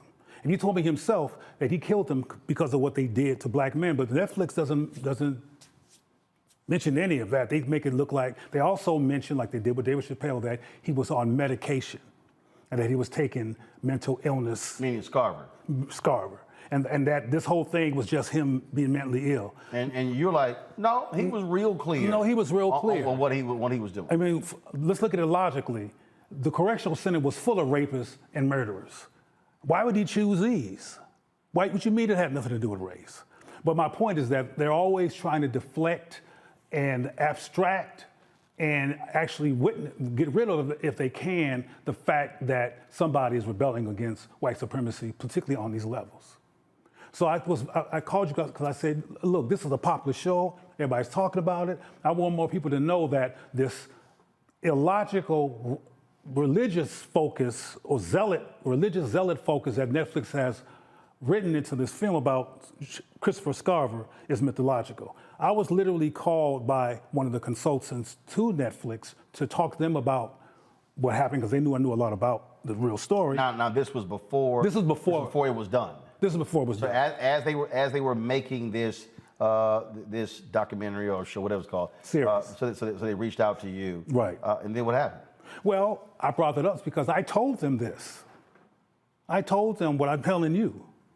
And they chose not to go that route. And I talked about, which is deep, we don't got time to get into it, but how some of the same gender-loving black men, and they weren't all same gender-loving, people need to know that, some of them were not. But many of the men who wound up in the lair of Jeffrey Dahmer thought that going to white people was a sanctuary from black pain. And going into the arms of whites was a place to go where they were guaranteed to be safe compared to simply being black. And they ended up dead. And they became lunch. Last time you communicated with Scarver? Oh, it's been about 2009. For some reason, he was put into solitary confinement. He's now in Colorado, but I haven't been able to talk to him in a while. I used to send him money and stamps. And I want to say why, so there's some context there. He was a hero, frankly, in my perspective, for getting Dahmer and getting Anderson. And I don't go around murdering folks. I haven't murdered anyone, and I don't necessarily recommend it. But my point is that he did it. He had a critical analysis. He was intolerant of people's acceptance of Dahmer and Jesse Anderson, and that from his perspective, particularly Dahmer, who was making a joke about it, that it needed to be put to an end. And I agreed with that. But I want people to think I'm a murderer and, go around. I mean, there's lots of murderers in jail, but I've only talked to Christopher Scarver because of his significance. He murdered a mass murdering, cannibalizing white dude who was eating innocent black men, some who thought because he was white, they were safe. And he killed Jesse Anderson, who lied and said that his wife was murdered by two black men, and then they forensically studied it and found that he did it. But until they found that out, numbers of black men were harassed, likely beat up. You know about police brutality, because now they got an excuse. And Mr. Christopher Scarver, who was only like 25, said, well, not under my watch, you won't be doing that no more. Scarver spent 16 years in solitary. Yeah. 16. So that's what happens when you kill not just one white man, but two. So you haven't talked to him, but you send him money, send him stamps. Well, I haven't done any of that in a while. Right. I mean, so you haven't able to even have you written letters to him at that prison in Colorado? No. And just none returned? No. When was the last time y'all communicated? In 2009. Yeah, 2009, and I think he was moved or something. I mean, I don't know what happened, but I was, of course, disappointed about the whole thing. But before I leave, I want to mention to you one more thing. Have you ever heard of Ronald Dominique? Mm-mm. Okay. Well, y'all go on Google and look up Dominique. Dominique has killed more black men than Dahmer. They call him the Bayou Monster or something like that. And he's a white homosexual male who also used white skin and whatever else he could pimp to lure black men and other men, but predominantly black men, into his lair. And he also slaughtered and killed a number of black men. And he was a white gay man. So there's others. And as I've told you some time ago when we interviewed about Ed Buck, the subjugation, humiliation, and compromise of black people, male and female, but in this instance, black male, is not as unusual as we would like to think. Now I want to get into solutions. I want to make sure I do that before I leave here. Black people have got to create invitational, safe space to talk about our diversity, to create an opportunity to talk about our diversity regarding sexuality and gender, and make it safe to be all that we are in the company of other black people. Because one of the reasons why there are black people who will go into the queer, gay, etc. movement is because they feel like they can't do that as freely, if you will, in predominantly black spaces. So they go to white spaces for sanctuary. We have to start making black places be where all of us can go for sanctuary. I'm not talking about agreeing with everybody, because you have to have conversations about all of this, but we have to make it safe, emotionally safe, to be with each other. Because then people like Dahmer and Dominique and Buck and the ones who haven't made it to prime time yet won't have so much fodder to manipulate and murder. You talked about Dominique. Here it says he killed 21. That they know about. See, that's important, that they know about. Just like they don't know all of Dahmer's victims that they know about. Yeah. Ed Buck, that they know about. Because they're really good, because they can walk around in plain daylight without looking like a suspect because they're white. You can't do that, and I certainly can't walk around all the time being just look innocent. Oh, he looks so innocent. I mean, they don't say that about people who look like me, but they say that about people who look like Ed Buck. They say that people look like Jeffrey Dahmer, and they say that people like Dominique. But most of the serial killers and people who do this horrendous crap look like those three people. But prototypically in the U.S. psyche, you and I look more like we're gonna go eating on somebody. Wow. Well, that is, again, one hell of a story. Like I said, when you hit me up, I was like, I said, well, definitely got to get Cleo on and talk about it. Because, again, what happens is when people see these specials, when they see these movies, documentaries, well, what ends up happening is they think what they are seeing is the 100% truth. Based on a true story. Yep. But I'm reiterating that they edit out things that, well, might take black people out of what I call the white supremacy trauma trance and be awake and alert and able to navigate and deflect past all of these implications of anti-blackness in the culture and stay intact. And they didn't want black people to hear about a black man who killed 2 white men because they had murdered black men. So they claim he lost his mind, he was hearing voices, or he was crazy, and that's why he did it. But no, he was and he has a very high IQ. Christopher Scarver is a brilliant man. I don't say that because he killed somebody, I'm saying that because of his intellect. When I spoke to him and I'm talking with, we were hanging because he's extremely smart. All right. Cleo, we appreciate it. Thank you for inviting me, I appreciate it. Thanks so much. All right, y'all. Going to a break. We come back. We're going to talk about that racist Alabama Senator Tommy Tuberville. He mentions reparations and mentions crime. He's saying black people, y'all the ones committing crime, as if white folks not committing crime in America. Also, speaking of a white man, let's talk about Kanye losing his damn mind. You know I got to weigh in on that. I wouldn't be surprised if Cleo want to stick around and talk about that fool. But wait till I show y'all how all those white folks at Fox News, including that white face Jason Whitlock, they sat there and they were just praising Kanye to high heaven until he said he coming after the Jews. Oh, y'all know I got something to say. You're watching Roland Martin Unfiltered on the Black Star Network. We'll be right back. When we invest in ourselves, we all shine. Together, we are black beyond measure. I've always said this, rather than to continue to fight for a fair piece of the pie and the equal slice of the pie, I want my hand on a knife that cuts the pie. And to that extent, who bakes the pie and who puts it in? And that's one of the things that got me involved in going into politics in the first instance. I'm tired of people making decisions for me. Right. And mine. I want to be a part of that decision-making process. And luckily, it has paid off in terms of seeing the progress that many people in America have made, particularly the people of color. One thing bothers me now that we seem to be losing that. Right. By saying that we've got to be more concerned with other people than those people who were here. We built America.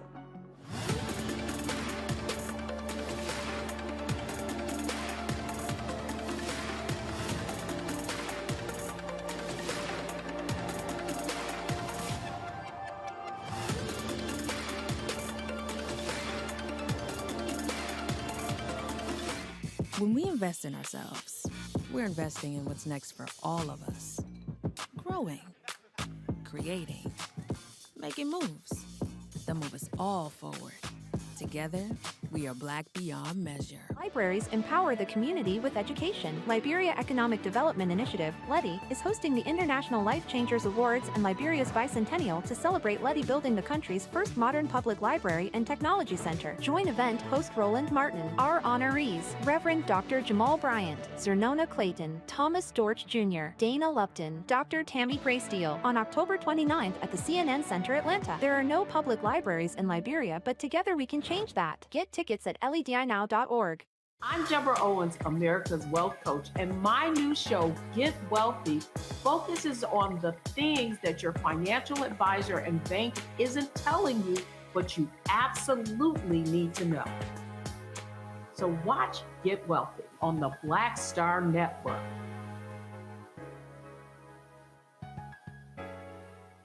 When you talk about blackness and what happens in black culture, we're about covering these things that matter to us, speaking to our issues and concerns. This is a genuine people-powered movement. There's a lot of stuff that we're not getting. You get it, and you spread the word. We wish to plead our own cause.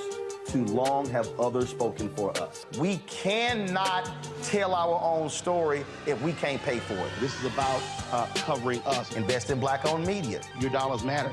We don't have to keep asking them to cover our stuff. So please support us in what we do, folks.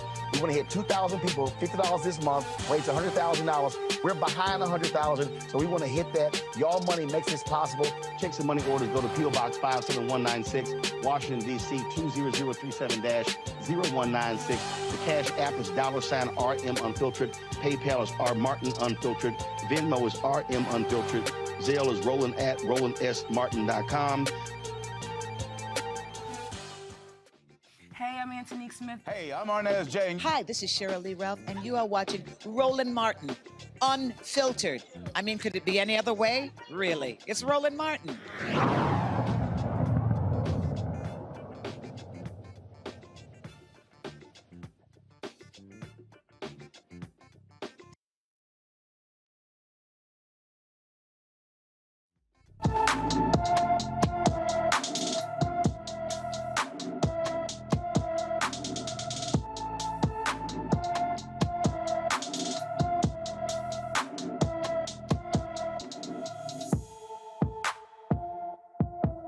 All right, folks, time for our Black and Missing segment. Layla Bajinka was last seen in Minneapolis, Minnesota on July 18th. The 13-year-old is 5 feet tall, weighs 154 pounds, with black hair and brown eyes. Anyone with information about Layla Bajinka should call the Minneapolis, Minnesota Police Department at 612-673-3000, 612-673-3000.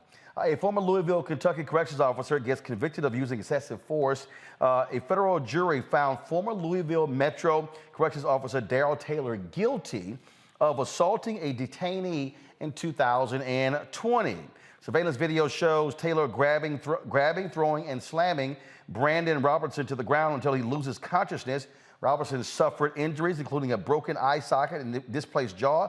Taylor is facing a maximum sentence of 10 years in prison as a result of that. All right, folks, racist Senator Tommy Tuberville of Alabama, oh, he acted a fool. Speaking of the Donald Trump rally just the other day, and he chose to show all of his racism. Check this out. Some people say, well, they're soft on crime. No, they're not soft on crime. They're pro-crime. They want crime. They want crime because they want to take over what you got. They want to control what you have. They want reparation because they think the people that do the crime are owed that. Bullshit. They are not owed that.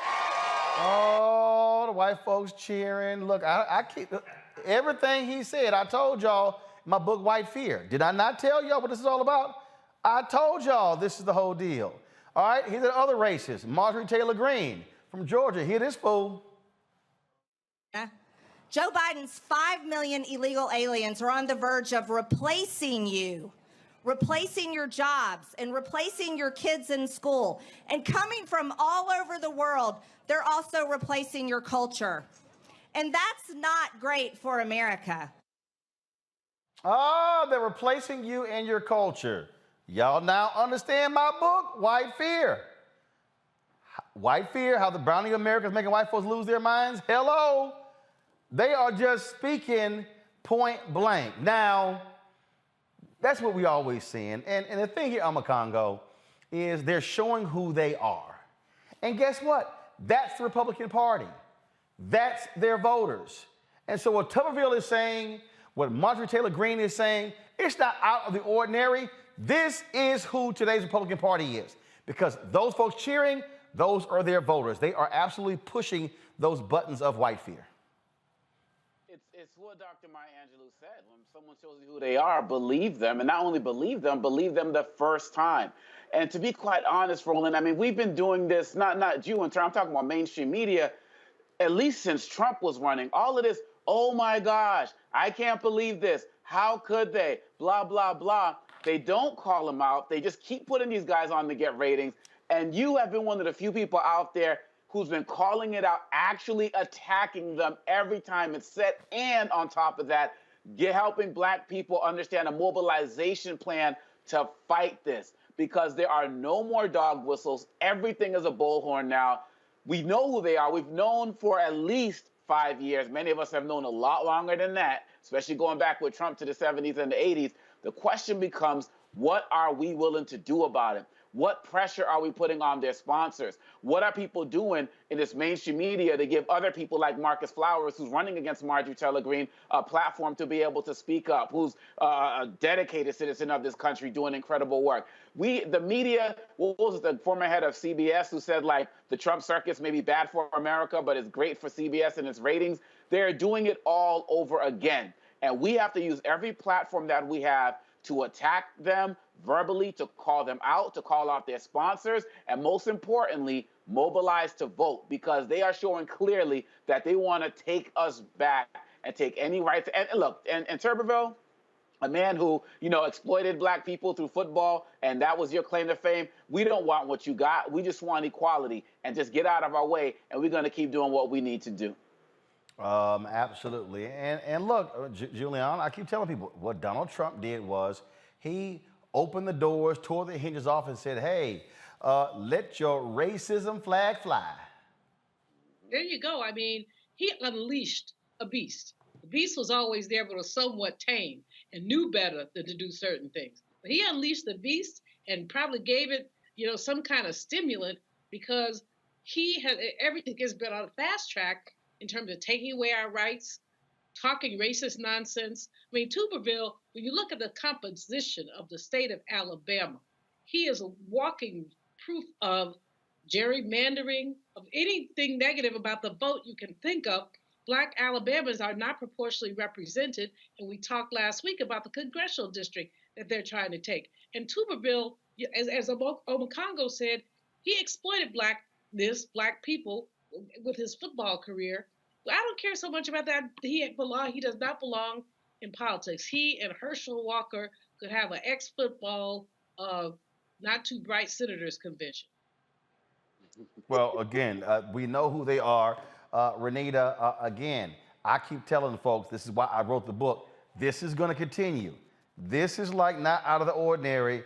This is going to be the norm, and we must fight these racists at every turn.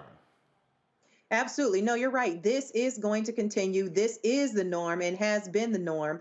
Listen, I'm not going to repeat what the other two panelists said, but most of us who live in Georgia already know that Marjorie Greene Taylor is a committed idiot. We're already familiar with that. Hoping we can get some different election results this cycle. But I want to talk about what has got to be our solution as folks on the left, Democrats, or anybody who is not with the Republicans. And I think that that has got to be, centering issues that matter to Black voters and talking about issues that Black voters want solved in their communities. Because right now we continue to see that, Democrats are, while they're running campaigns about how much they can reach across the aisle and work with the Republicans, you never see Republicans doing that. They're not running on being bipartisan. They are running on continuing to make boogeymen out of Black people. And that is how they are ginning up their base. We have got to be centering things that people want to hear about, like what we're going to do about police accountability issues, what we are going to do about getting reparations. Black folks are the majority of the Democratic Party, and that means that we need to have Black candidates who are talking about Black issues squarely and directly to get our folks up and out and ready to vote. Oh, absolutely, and that's what needs to happen. And so now we must also understand, y'all, the chaos agents that are designed to, frankly, not support what we do. In case in point, that idiot fool Kanye West. Now I told y'all when that fool wore his little White Lives Matter shirt with that other dumbass Candace Owens, I wasn't wasting my time dealing with those fools. But I told y'all what happens when you give folk attention. So Kanye West goes on Fox News, sits down with Tucker Carlson, and oh my Lord, the folk at Fox News just praised him up and down, called this man, oh, how he was a genius, incredible. If y'all want to see white love, y'all want to see Kanye West's white love, remember Charlemagne said Kanye's whole focus is he desperately seeks white validation. Ooh, the white nationalists at Fox News gave him all the white validation he needed. This is a compilation put together by Media Matters. I was blown away by Kanye West. I really was. It was fascinating. This was an unvarnished, authentic. We've rarely heard a man speak so honestly and so movingly about what he believes. Kanye West is wise, he's unique, and certainly he's fearless. He's a very important voice. There's such authenticity to that it just makes me want to hear more. Speaking truth to power, calling things out, and Kanye West does that. He speaks truth to power. He is one smart guy. Is Kanye trying to be a force for good? Absolutely. Yeah, he is. Very special intellectual renaissance. When you consider like people like Tucker or Kanye. Kanye's genius. I'm going to make an analogy. Kunta Kinte and Roots. They got him out on a tree and they're whipping him. What's your name? And they want him to say left-wing liberal. Kanye West refuses to live in that box. I mean, you can't help but like him because he is not apologetic. Yeah. Have I reached Alex Jones territory yet? No, I think you're telling the truth. Okay. And that's okay if you do. I think he's dead on this one. I know for me, it just made me think, man, we could reach so many more people with this powerful movement that believes in freedom. I know that what I'm listening to is unique and interesting. If Kanye West believes it, imagine how many more people out there maybe aren't talking about it, but would like to. Ye West threatening to go to war with Jewish people on Twitter. He appears to imply Diddy, a fellow rapper, was controlled by the Jews on Instagram. Boy, ain't that one pretty funny. Boy, did y'all just hear how these folks just lost their minds? Oh, Lord have mercy. Kanye is like Black Jesus to them. I mean, they just were beside themselves for the praise and love of Lil Kanye. This is when things change, y'all. It was when Kanye decided to drop this tweet here. Remember, he was attacking Diddy back and forth, and Diddy fired back at him. So Kanye went ahead and decided to drop this tweet here. This is where things change. I'm a bit sleepy tonight, but when I wake up, I'm going DEFCON 3 on Jewish people. The funny thing is, I actually can't be anti-Semitic because Black people are actually Jew also. You guys have toyed with me and tried to blackball anyone whoever opposes your agenda. Well, that didn't sit too well with the folks at Instagram and the folks at Twitter. So he got thrown in Instagram and Twitter jail. But the thing that for me is just hilarious is to watch how these folks are just running and running and backtracking and how they are just doing all they can. And you know, and what really got me in that video, listen, as I heard more of Kanye, I wanted to hear more. Will Kane. Now, y'all, I used to often debate Will Kane when we were at CNN, and Will a nice guy, but he a lightweight. I used to destroy his ass at every turn. I mean, every time he would say something. I mean, he's from Texas, University of Texas, so his football team sucks. I always blew him up about that. But also, I always destroyed his arguments. And you saw that every time Kanye talks, I want to hear from him. And then, of course, you saw in there Joe Concha, who is the so-called media critic for The Hill and Fox News. He's gone also far right-wing. And I done destroyed that fool on so many occasions. It's utterly ridiculous. And he was, again, praising the brilliance of Kanye. See, this is where all y'all white folks at Fox News and, of course, that utterly fool Jason Whitlock, this is what happens when you decide to side with a fool.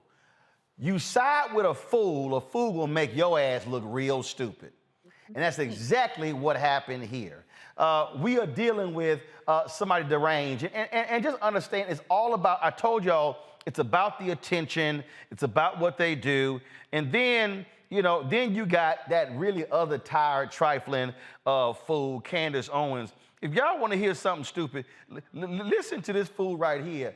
Try to defend Kanye with her. Now, I'm not going to play all of it because y'all know she ain't the brightest bulb in a dark room.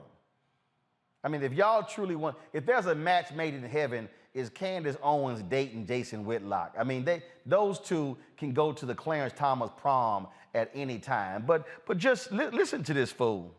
That was the tweet.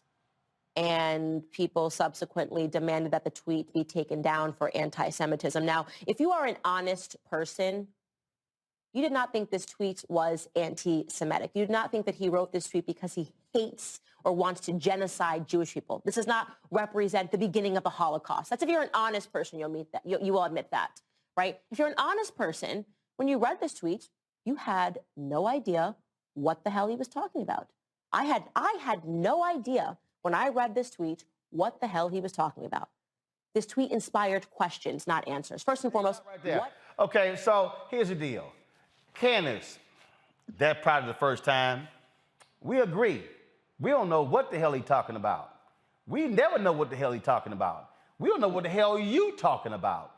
We know what the hell he was talking about talking to Tucker Carlson.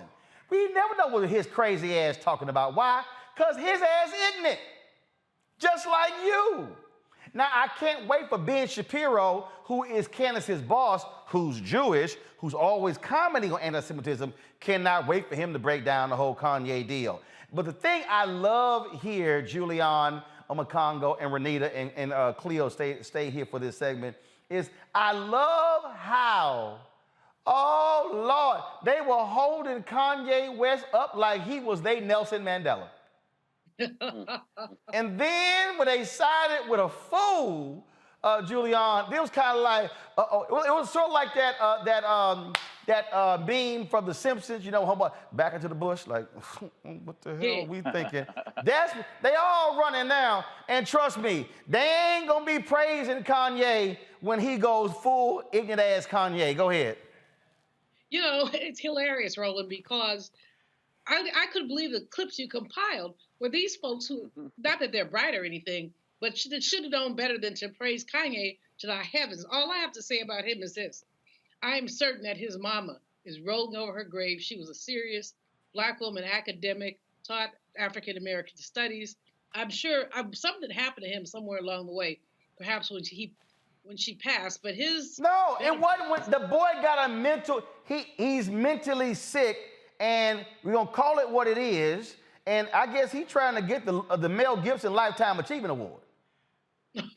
For insanity?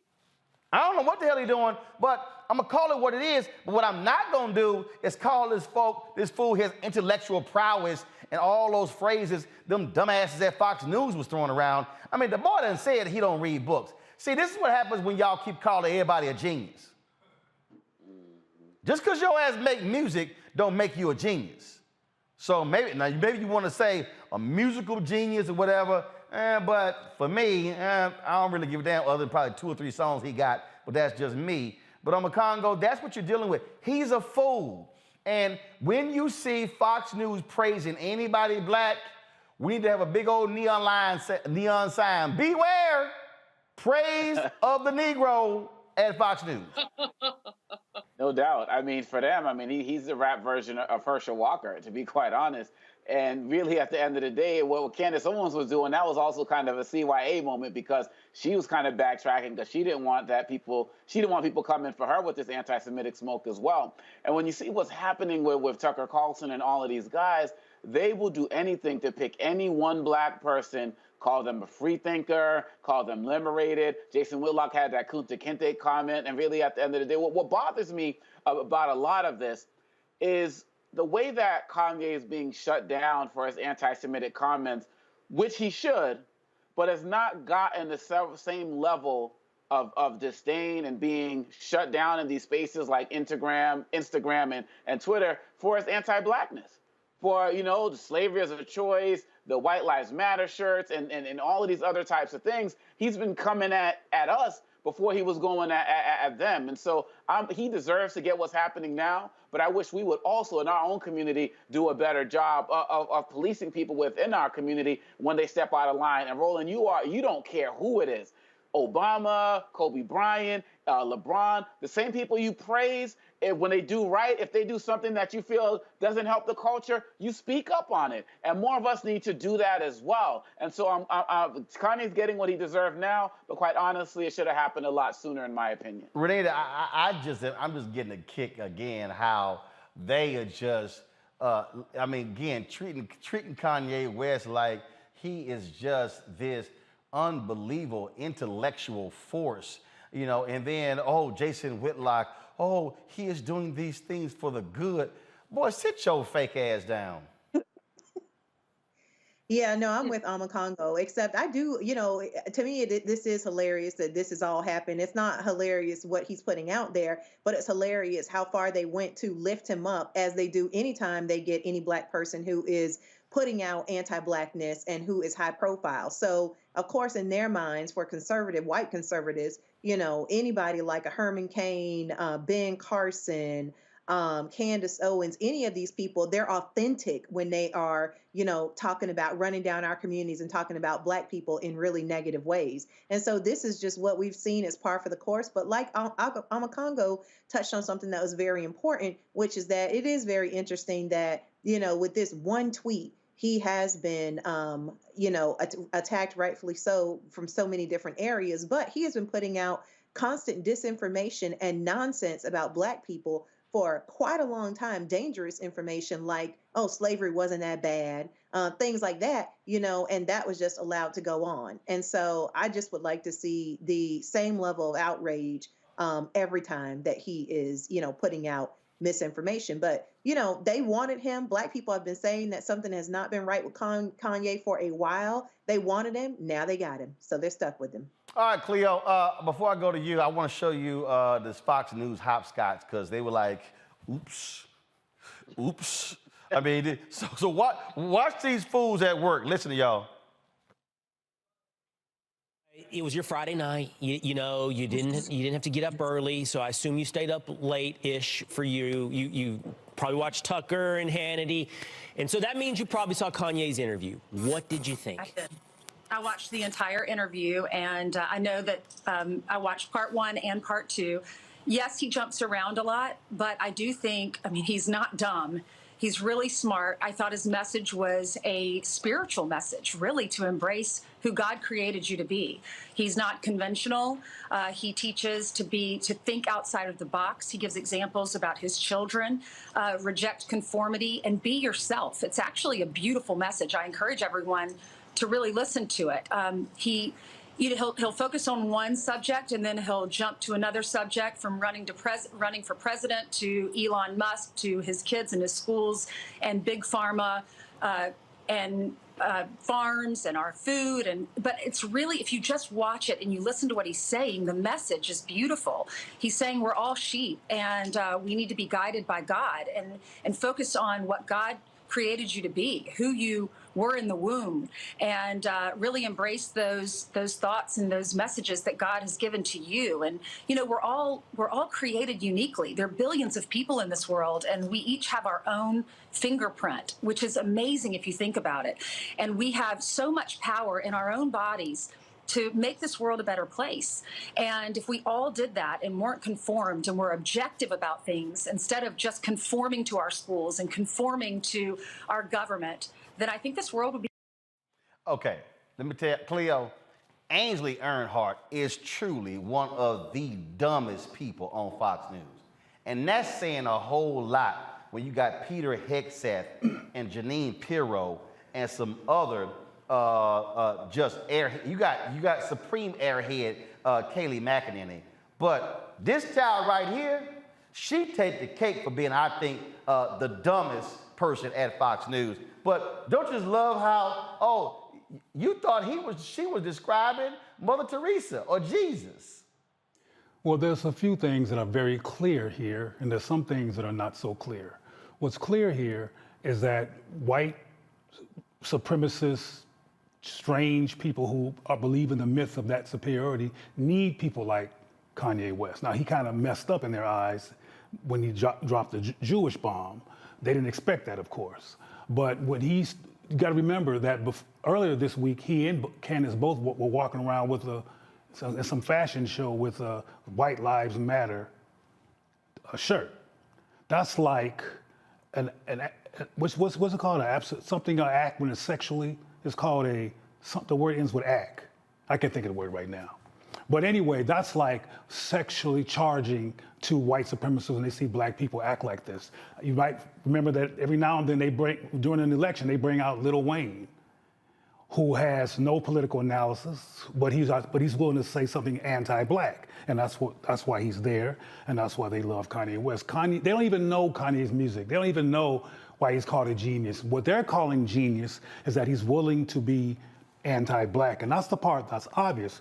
What's not so obvious, and I've gotten in trouble for saying this, is that, okay, it's easy to get upset and frustrated with the likes of Kanye West and calling him a fool and things like that, but Kanye is a severely, I think it's true for Candace as well, a profoundly traumatized black man who needs help. He's somebody who's dealing with a lot of deep pain and it's not resolved. Therefore, he's surviving mental illness in a yes sir situation, meaning everybody says yes to him because he's Kanye and he's rich.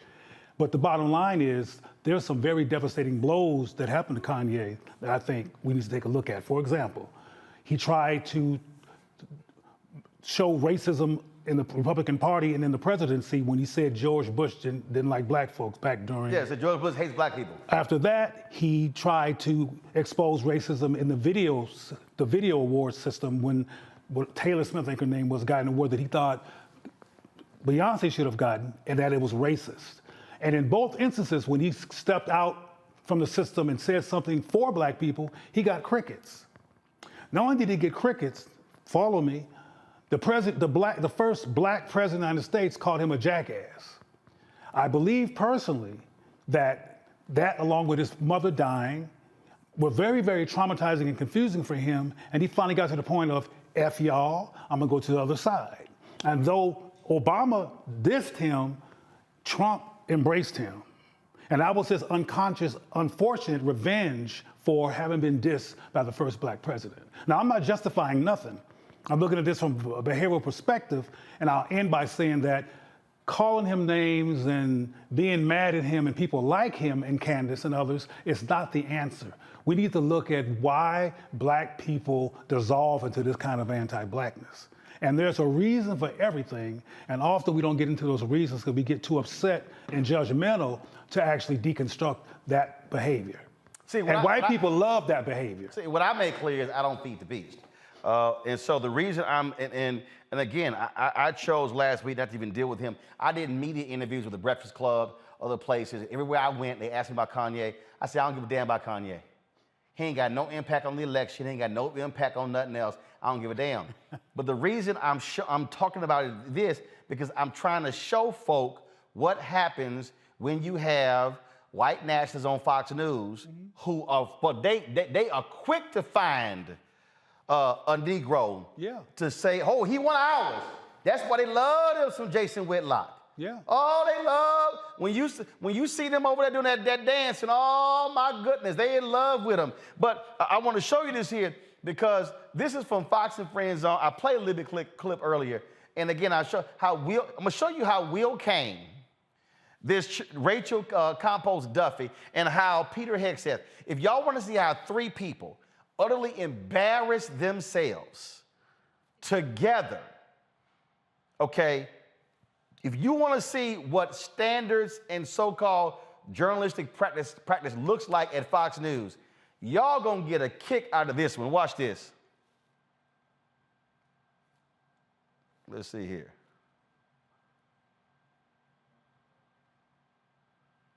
Hold on one second. I'm gonna come back to me. I'm gonna see if I had it set up. Because when I saw this story, y'all, when I said I hollered, I'm talking about I hollered because they were having a conversation.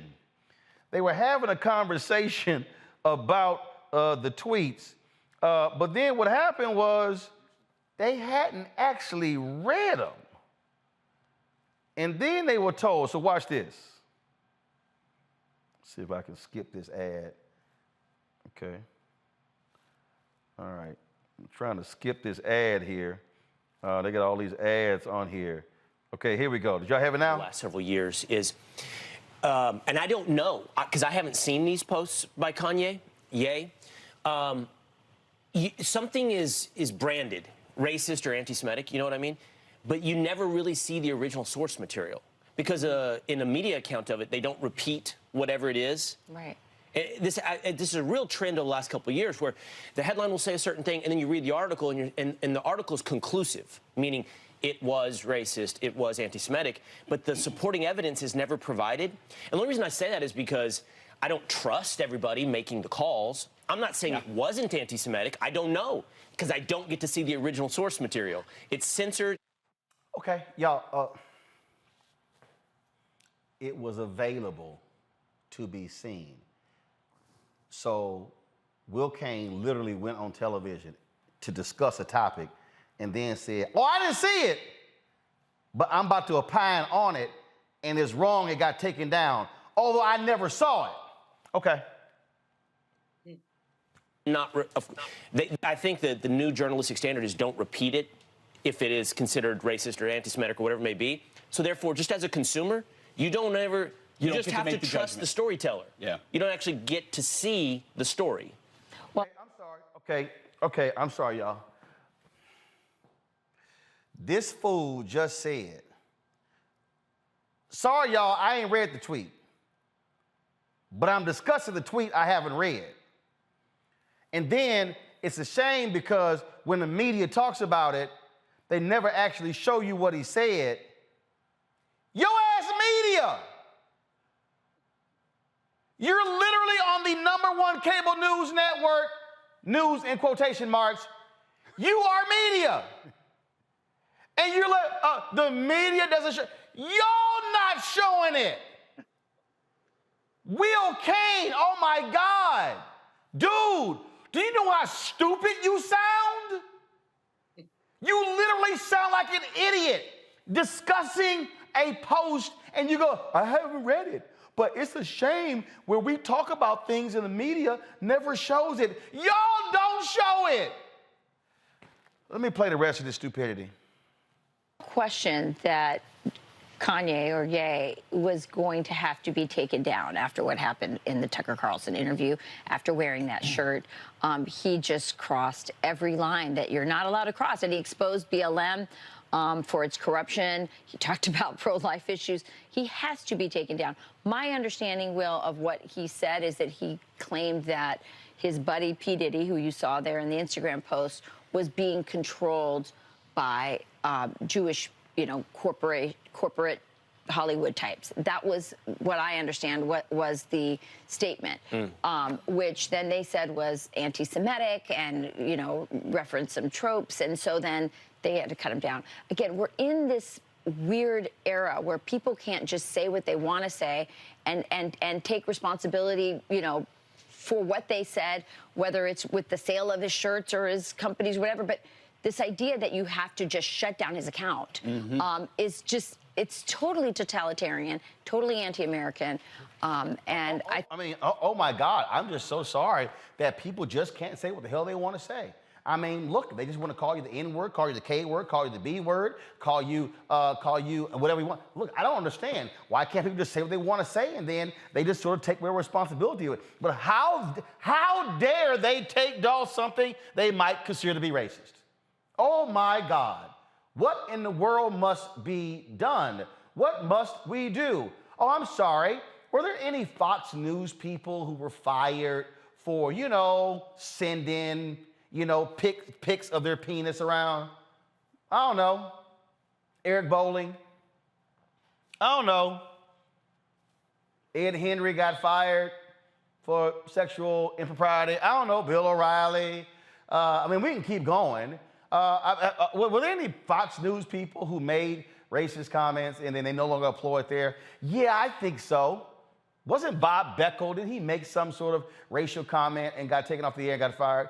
Yeah, I think that's what happened to him. So I'm confused, Rachel, what the hell you're talking about. Okay, let me show the rest of this stupidity. Okay, here we go. It's just wrong. I don't know what he said. Maybe it was that's what I understand. Anti-Semitic. You should clear that up, though. Listen, I'm no. Wow. Okay. Peter Hegseth. I don't know what he said. I'm sorry. I'm talking about something. I don't know what he said. Then she goes, maybe we should clear that up. Wow, that's a novel ass idea. Why don't we actually show what he said? What? We might want to clear that up because I don't know what the hell he said. But right now, I'm going to talk about what the hell he said. Although I haven't read what he said, and I'm sitting here on a national television show, listening to talking to people about something. I have no idea what he said, but what the hell? I'm going to tell you all my feelings anyway. Sure, Peter, go ahead and take it away. Of course. But the question you have to ask yourself is, would he have been restricted on Instagram if he hadn't given the Tucker Carlson interview? So what happens is he gives the interview, speaks out. Immediately, there must be a full accounting of everything he said recently, looking for an opportunity to silence the guy who just spoke out. If he hadn't given that interview, it's probably not. No, keep going, keep going. He exactly. did. The target's over him. The target's over him. Correct. The clip literally said nothing about Tucker Carlson, but their whole deal is, oh my God, it was all because of Tucker. It's the power of Tucker. What in the world is going on? It's Tucker, Tucker, Tucker. They must take him down because he talked to Tucker. These people are literal idiots. Okay, real quick, fire round, fire response. Cleo, you go first. I think they're strategists. You call them idiots, but Kanye is a part of a strategy to create confusion among black people. He's physically black, and he speaks in ways that does not defy racism, the problem of white supremacy mythology, and all of this stuff is orchestrated by white folks. When we're mad at Kanye, but the reason we know Kanye exists is because white people have given him a platform perpetually because he feeds into, whether he knows it or not, and I don't think he does. I think he is confused and everything, and he loves the attention, so he doesn't have a critical analysis of why they keep calling me. He just takes advantage of being called and is enjoying the spotlight. But he is indeed part of a strategy, and those people you're calling idiots who are not making any sense, who are not watching these shows, but who have a huge platform, are all strategists for the perpetuation of white control. But I have a question, if you don't mind. Okay, hold on. Before you ask the question, now I showed y'all the conversation before, then they found out what he said. Somebody went, psst. Here it is. Watch the flip. This, Ye West threatening to go to war with Jewish people on Twitter. So these shocking remarks come after he appears to imply Diddy, a fellow rapper, was controlled by the Jews on Instagram. Now that account, his Instagram account, has been restricted. Alexandria Hoff joins us with more on this story. Alexandria, good morning. Good morning. Yeah, we wanted to make sure we confirmed all of this. The Instagram restriction came first, and it appears to have stemmed from a series of screenshots showing a text exchange between Ye and Sean Diddy Combs. The two had been disagreeing on Ye's wearing of a White Lives Matter shirt during a fashion show in Paris last week. The convo contained language by Ye that social media users and the American Jewish Committee called out as anti-Semitic. Instagram has taken down Ye's post and temporarily restricted his ability to share and comment. Now, from there, Ye took to Twitter for the first time since 2020, where he called out Instagram chair and Facebook CEO Mark Zuckerberg, writing, "Look at this, Mark. How are you going to kick me off Instagram?" And then continued with another anti-Jewish statement. The tweet has since been deleted by the company for violating Twitter's rules. We reached out for confirmation of that, but the Times of Israel and the Daily Mail shared it. It read, "I'm a bit sleepy tonight, but when I wake up, I'm going DEFCON 3 on Jewish people. The funny thing is I actually can't be anti-Semitic because black people are actually Jew. Also, you guys have toyed with me and tried to blackball anyone who ever opposes your agenda." Now, that was followed by another tweet, quote, "Who you think created cancel culture?" And that second tweet, it does remain up. It's unclear right now how long Ye's Instagram will remain restricted. The American Jewish Committee shared on their Instagram account, writing, quote, "Kanye West should figure out how to make a point without using anti-Semitism." Well, Rachel, Pete. All right. Thank you, Alexandria. Yeah. Thank you. Yeah. Thank you. Unfortunate. I mean, there's no... Pretty ugly. It's ugly. Yeah. And, but we talked about it earlier without knowing about these tweets and saying, of course, they're going to put a target after what he said with Tucker. There's going to be a target on him, no doubt. Yeah. But in this particular case, I mean, he brought the target with that. And then the question is, should he be removed from Instagram? And who gets to decide that? Or Facebook or whatever. And I think that's the question, not just about Kanye, about everybody.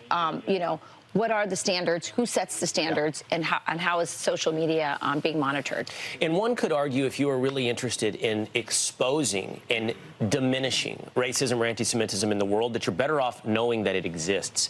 And if we pursue a policy or a culture in the world where we constantly silence, censor, and cancel, you don't know what exists underneath the surface. That's a good point. So to your point, Rachel, condemnable sentiments from Kanye West. What is the appropriate reaction? Meaning, is censorship and silence the appropriate reaction to actually accomplish a goal? I can't listen to this bullshit anymore. Y'all saw how they shift? Oh my God, these. Oh my goodness. You saw how the tone shifted. Right now, let's go to breaking news.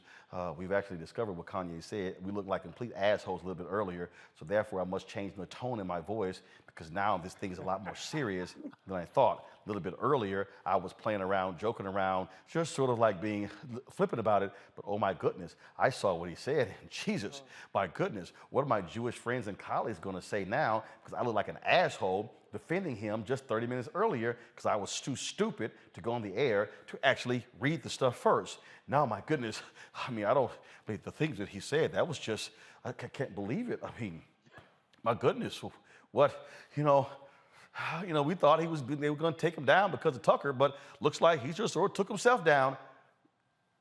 I told y'all, these are ignorant people, and yes, Cleo is right. It is by design how they are appealing to their white audience. But you see what happens. You saw in real time how Fox News will go on the air, no facts, no information, check nothing, and then opine and trash everybody as being wrong, and then go, oh my goodness, look what the fool said. Now we must change our tone because now this thing is serious. Cleo, go ahead. Well, another thing that occurred, though, during that excerpt that you just played is that they were trying to still save Kanye, or they call him Ye, which I'm like, Ye, okay. Anyway, because they know Kanye, they love him. He's Ye, like share, and is one word. Anyway, they were trying to still save him because there's some anti-Semitism, frankly, in these systems as well, along with the white supremacy mythology and insanity. So they didn't want to throw him completely under the bus. They said stuff like, well, who has the right to cancel his voice. Anyway, what I was going to ask though before this occurred, before we went there, was that is there a Latino, white gay, Asian, or white lesbian equivalent in popular culture to Kanye West? Well, first of all, I mean, you do have white artists, you've got gay artists, you've got Latino artists. So, but I know, but the equivalent. Well, first of all, when you say equivalent, you got somebody who's in music. He was married to a Kardashian. He's got a fashion line. So I mean, so that's it's not a comparison. They will bring in Lil Wayne with no record on the charts. Again, or no nothing. But again, but you understand what agenda is. I mean, that's what you know exactly what their agenda is. The thing here, Omakongo, that jumps out at me. You saw how they oh my goodness. I mean, we look like fools. This is what happens when you go on air. No one will tell you talk about. All they had to do was lead with that woman who brought in the actual tweet, and their whole conversation would have been different. But they can't help who they are. And this is the same thing that Republican Congress folks do whenever a comment's made. Oh, I haven't read the transcript, or I haven't said it. Then when they get exposed to it, they say, oh, maybe I would have said it differently. This proves full stop that Fox is, we all know this, but people need to be reminded that Fox is not a media organization. They are media personalities, but they are not journalists. That's for them to sit there and act like, oh my gosh, this is just someone's free speech and so on and so forth, let us be reminded that black people and Jewish people, black people number one and Jewish people number two, are consistently the number 1 and 2 targets for hate crimes in this country. And it has been on the rise over 200% over the last 5 years at different points. So these words matter, and you have to call it out when you see it, and you got to do your research. Number one network out there. So I'm glad they got exposed like that, but people need to start calling them out just as much as we're calling out Ye, because they gave him a platform to spread that ignorance. And what they tried to do there, Renita, is to make it all about Tucker Carlson, which is all about themselves, serving their self-serving interests. Well, no, he was the fool who made the comments. And yeah, Tucker's been real quiet over the weekend on his Twitter feed because, see what happens when you talk to Ye? And then now he's Nay. Yeah. And you know what? The thing is that anti-Semitism is rampant on the right. And they agree with the values of anti-Semitism, but they can't say it because white supremacy knows today that they have got to keep every white-looking person, white adjacent person, anybody who's willing to roll around in white supremacy, they need all the numbers because others, like, black and brown folks, we are outnumbering them. And so they're trying to keep every single bit of everybody that they can, even if they have to take a mini break away from that person. But the other panelist was asking about examples in other communities. This is what Republicans do and conservatives do and white supremacy does in general. Yeah, there are plenty of examples. They will get anybody who is willing to disparage a community that they have systematically attacked. So as somebody who is both queer and black myself, I can tell you that they regularly pull up Caitlyn Jenner to talk about transgender folks. They regularly, Herschel Walker's son. I mean, had you seen his videos before he came out and blasted his dad? He was talking all about how we don't need Juneteenth and black people should just stick with the 4th of July. He regularly talks about how we don't need gay pride and how that should just be abolished. So they're good at collecting folks from various different communities who will basically stand up and say, no, conservatives are not racist. No, they are not anti-LGBTQ. No, they are not anti-Semitic. No, they are not. Whatever type of shield they need, they have plenty of folks who are willing to do it for them. And Kanye and Candace are just the two that they're using right now. Julian, final comment real quick. Sure. I mean, I think that I agree with Cleo that this is all about strategy and about ways to get black people at each other. I've discussed it with Kanye West, but I've been discussing with him for a long time. With that fact that Fox News missed a Bojangles rap of, okay, I'm going forward, I'm going back. They've already indicted themselves. Most of us don't pay them any mind. Candace Owens needs to be put up somewhere because what she said was silly. It was really silly. It made no sense at all. But this whole thing at some level makes no sense and is silly. We look at the state of Black America, the state of us in this economy. Why are we talking about Kanye West? Well, here's the deal. Again, the issue right here is not a question with Kanye. It's understanding the folks who want to harm black people, who they want to amplify and promote as being intellectually having intellectual prowess, and somehow let's listen to them. And that's why I keep trying to tell people it's a danger when you listen to fools just because they are entertainer. No, it's a whole bunch of entertainers out there who are actually informed. A Jesse Williams, someone along those lines. I have never, ever looked to Kanye West for any critical thought on a damn thing, and never will. Cleveland, I certainly appreciate it. Thanks a lot. Folks, got to go to break. We come back. We're going to talk about, of course, Fit, Live, Win segment. All right, temperatures changing. Y'all see I'm wearing the Morehouse sweatshirt. Y'all know it's killing me because I love heat. But what are some basic exercises you can do in the house? You don't have a gym, you can't go outside, might be unsafe or just too damn cold, that you can start doing to keep yourself moving and fit and active. My next guest will join us to show us some of the stuff that you can do. That's next. Roland Martin Unfiltered on the Black Star Network. Back in a moment.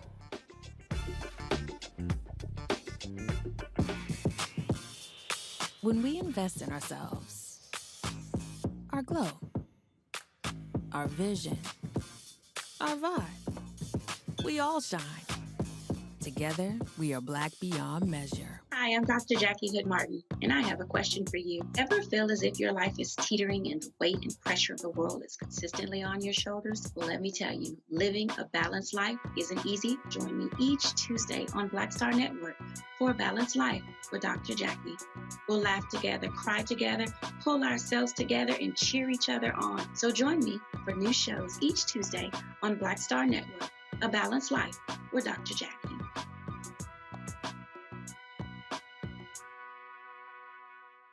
When we invest in ourselves, we all shine. Together, we are Black beyond measure. You know what's on the ballot.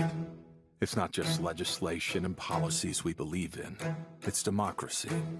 Our democracy.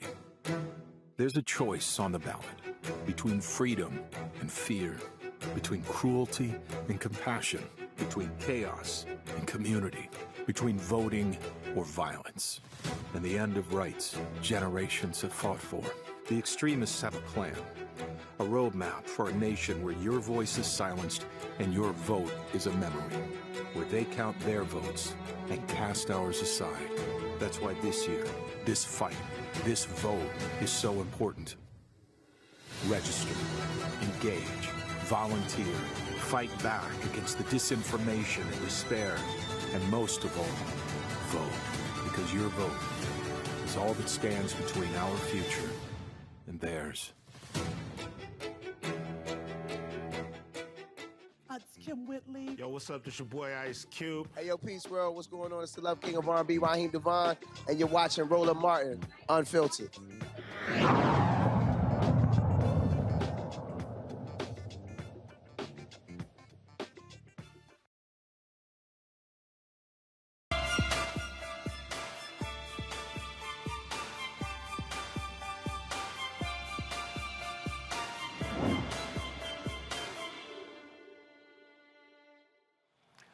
All right, folks, Fit, Live, Win is every single Monday, and, you know, temperature's changing already. It's like right now, it's in the like high 50s, low 60s here in D.C. Fall has arrived, and we're seeing what's happening. And so the reality is a lot of people have been spending all their time outdoors, but now they're going to go indoors. What typically happens is we go indoors, we're hibernating, not moving as much, not being as active. Renita over there shaking her head already. She's like, yeah, you're right. So the question is, all right, what do we do, okay, if we're now indoors a lot more? We don't have home gyms. We don't have treadmills inside. So I called up Asia Johnson and said, hey, let's talk about that. She joins us right now. What's happening? Hello, hello. Thank you for having me. All right, then. So you always, of course, she's always on her Instagram page, just sitting here working, lifting weights, doing all kind of stuff. You know, she be Miss Workout Queen, everything like that, showing everybody her abs and all that good stuff. But the thing here is this here, and again, what we're talking about here, for a lot of people, again, weather changes, they stay inside, they're not moving, they're more sedentary. But folks also can't afford. Some people don't want to go to the gym. Again, that's got to drive somewhere, or they can't afford it, can't afford a home gym. And so what are some things that people can do that's real basic, low cost, in their home, not a lot of space, to be able to still stay active? So first, before we talk about some exercises, talk about the importance of keeping moving. Okay. So yeah, you want to make sure that you're always moving. It's like a door handle, right? A hinge. If you never open that door, when you go to open it, it's gonna be rusty. It's gonna be hard to open, and that's your joints. That's your body. Aside from that, working out and fitness has a lot of benefits for you. It's gonna keep your stamina up. It's gonna keep you healthy. It keeps your immune system up, and just keep you general in a good mood and with high energy. And again, there are a lot of people, of course, who walk in. There's some people, they talk about high impact training. Others talk about, look, just taking you just a regular walk. But again, it's keeping your body moving. Sometimes, like if I'm watching television show, I might just get on the treadmill and just walk while watching it versus just sitting there on the couch. It's moving your body. Right. And keep it simple. People tend to overcomplicate fitness. It doesn't have to be complicated. You want to just make sure you're moving, whatever that looks like for you. Sure, it might be the person on Instagram, they're doing box jumps and whatever else, but for you, it might be walking on the treadmill while you're watching TV, or getting on the floor doing a few crunches, or some dips on the sofa, whatever that looks like, going for a walk after work, going for a walk after a meal, something like that, as long as you're still moving. That's the key. Absolutely. Now, I did not bring them with me. I should have. Literally, I got off the plane and came into the office today. But there are some bands that actually I use, also that I travel with, because what happens is when you're on the road, you're going into hotels. Sometimes I'm getting in early, sometimes I'm getting in late. And then a lot of times you can't always, so some people want to be safe as well. And so I utilize these fitness bands from the folks at, let me close that, at Undersun. And the reason I think bands are pretty cool, because again, you can place it, in the door. You can place it in different places. And to me, I like that because again, if you don't have room for a full-scale gym, bands really, I think, work well. Absolutely. Absolutely. And those are a really good cost-effective investment. You can go on Amazon. Your favorite Instagram trainer, me, has bands as well. And you can pretty much find them anywhere. Even I've seen them at Marshall's and Target and things like that. But they're really easy and accessible, inexpensive way to kind of diversify the movements that you're able to do anywhere, not just at home. Like you mentioned, you can do them at the hotel, you can do them at the airport. You can get a quick workout in 15 to 20 minutes using your bands without having to go purchase dumbbells or have equipment with you. Absolutely. And then, of course, like I said, there are different types of bands out there, and I use those because they have different ones in terms of for strength. So some are lighter, then some are stronger. So basically, that replaces weights. Absolutely. Okay, so let's talk about, this band here. I utilize one of these here, of course, same thing when I'm on the treadmill or whatever. So walk us through, again, what this basic band, how you can use it in multiple ways just in your house. Right, so a resistance band is just gonna do that. It's gonna give you resistance, which is the same thing that a weight does. It's just a different form of resistance. Like I said, I love these because they're super convenient and inexpensive. So you can do basic things. The best that I love is having it right here, right like mid-thigh, a little bit above your knee, and you just want to come out. You can do squats here, and that resistance is going to activate your glutes, your thighs, your hamstrings. See, I could already hear Julianne going, oh my God, no. See, I could already hear her right now just squealing in pain. So it burns so good. And some folks obviously do them without bands. Right, and you don't have to have the band. So how low are you supposed to go? How low? For the squat. You want to go right like you're going to sit in a chair, right? So when you do a squat, it's important you want to sit your hips back and down into your heels like you're about to sit in a chair. All right, into the heels, okay. Right, you never want your knees. On your toes. Right, you never want your knees to go over your toes. Got it. Right, okay, cool. A nice flat foot, a nice sound foundation. So you're in the house, okay, so how many squats should you do? How many sets? You want to stick to around 10 or 12 and do 3 or 4 sets. 3 or 4 sets of 10 or 12. Correct. Okay, got it. All right, squats. Now, with the same band, you got them on your thighs now. Where else can you use that same band?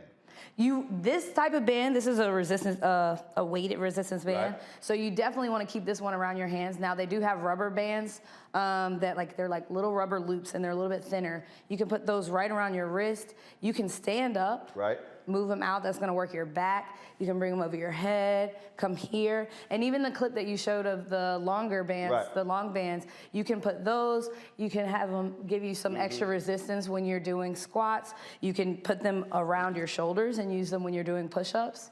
So. And then they also, some of your lighter bands, you also place them on your ankles, and then doing your side steps. Absolutely, like absolutely. And with this, you can keep this around your thighs, and you can still do your side steps. Okay. Right?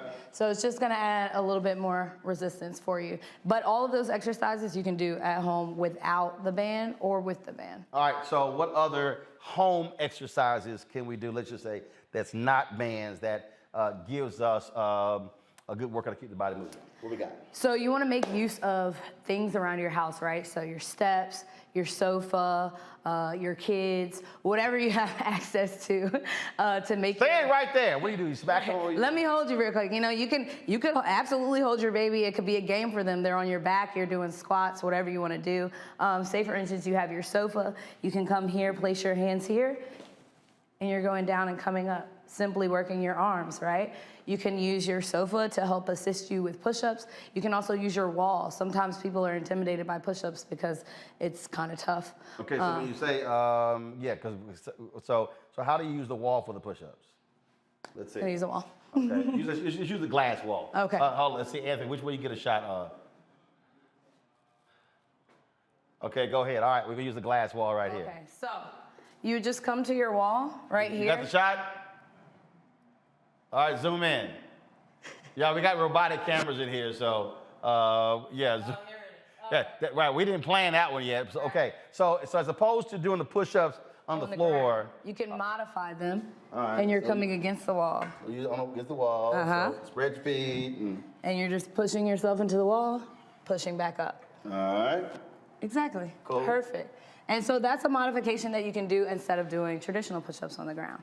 Cause a lot of people hate traditional push-ups because on your shoulders, the stress all that. Tough. It's tough, especially with your body weight. Sometimes it can be a lot of on your wrists. Right. It can be a lot of pressure on your wrists. It can be a lot of pressure on your shoulders. So one way to alleviate that pressure and to modify it is to go to a wall and do a standing push-up. Okay, so I saw somebody doing lunges, and they were actually they had water jugs. Okay. So versus having dumbbells, they were using that. I was kind of like, okay, that's pretty cool. Yeah, get creative. If you're at home and you want to keep costs low, like I said, you can use your kids, you can use gallon jugs, you can use anything that you would find around the house that's going to be heavy, right? You can even, I've seen people use heavy books. They'll get like 3 or 4 heavy books and use that. You can lay on the floor and do chest press. You can do a lot with whatever you have around the house. All right, so lunges. All right, so proper way to do a lunge, because I've seen some folks get real creative, and I'm like, okay, some people do the step ups, and then they're sitting here. Yeah. They're doing one leg, and they're going all across the room, and all sort of stuff like that. But you also got to be, because one of the things that I think about, stress on your knees and your back when you're doing lunges. Right. So you want to make sure when you're doing lunges, you can do, there's many variations, like you said, of lunges. You want to do the variation that works for you. So something more. Well, actually, the variation I think works for all of us is no variation. I mean, I don't know like a traditional lunge? No, it's called no lunge. Oh, no. That's not what works for all of us. We're talking about moving. You tell me, like, yeah, it's called no lunge. We're I'm like, that's the one. Moving. Right, I got you, but you said the one that works best for you. I'm just saying. The one that works best for you is a lunge. Oh, I'm saying no lunge. You are supposed to be moving, too. Okay, come on. So what's the lunge? All right. So the lunge, you want to step out. Good. Same Sit down into your heel. All the way down there? You don't. My knee's not touching the floor. Does the knee touch the ground? Your knee wants to be right above the floor. All right, got it. There you go. Now press back up. That's a stationary lunge, right? All right. Or you can do a traveling lunge. So you're gonna come here. Traveling lunge? Uh-huh. All right. You're here. You bring that foot up. Go right in front of you. Hit another one. Perfect. All right. Okay. And then you just go across whatever room you got. You can go however much space you have. And come back. Exactly. If you don't have a lot of space, you can stay stationary and just alternate legs. You can also do a reverse lunge here. We're going backwards forward. All right. Now, it was funny. I was talking to when Avery Woodley was on, and we totally forget about it.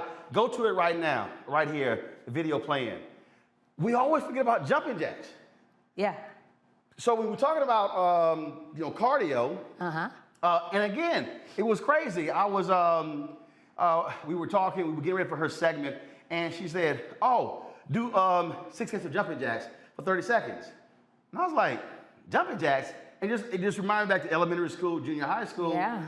And she's like, yeah, jumping jacks. She's like, it'll give you good cardio, heart rate gets up quickly as opposed to being on the treadmill or the elliptical.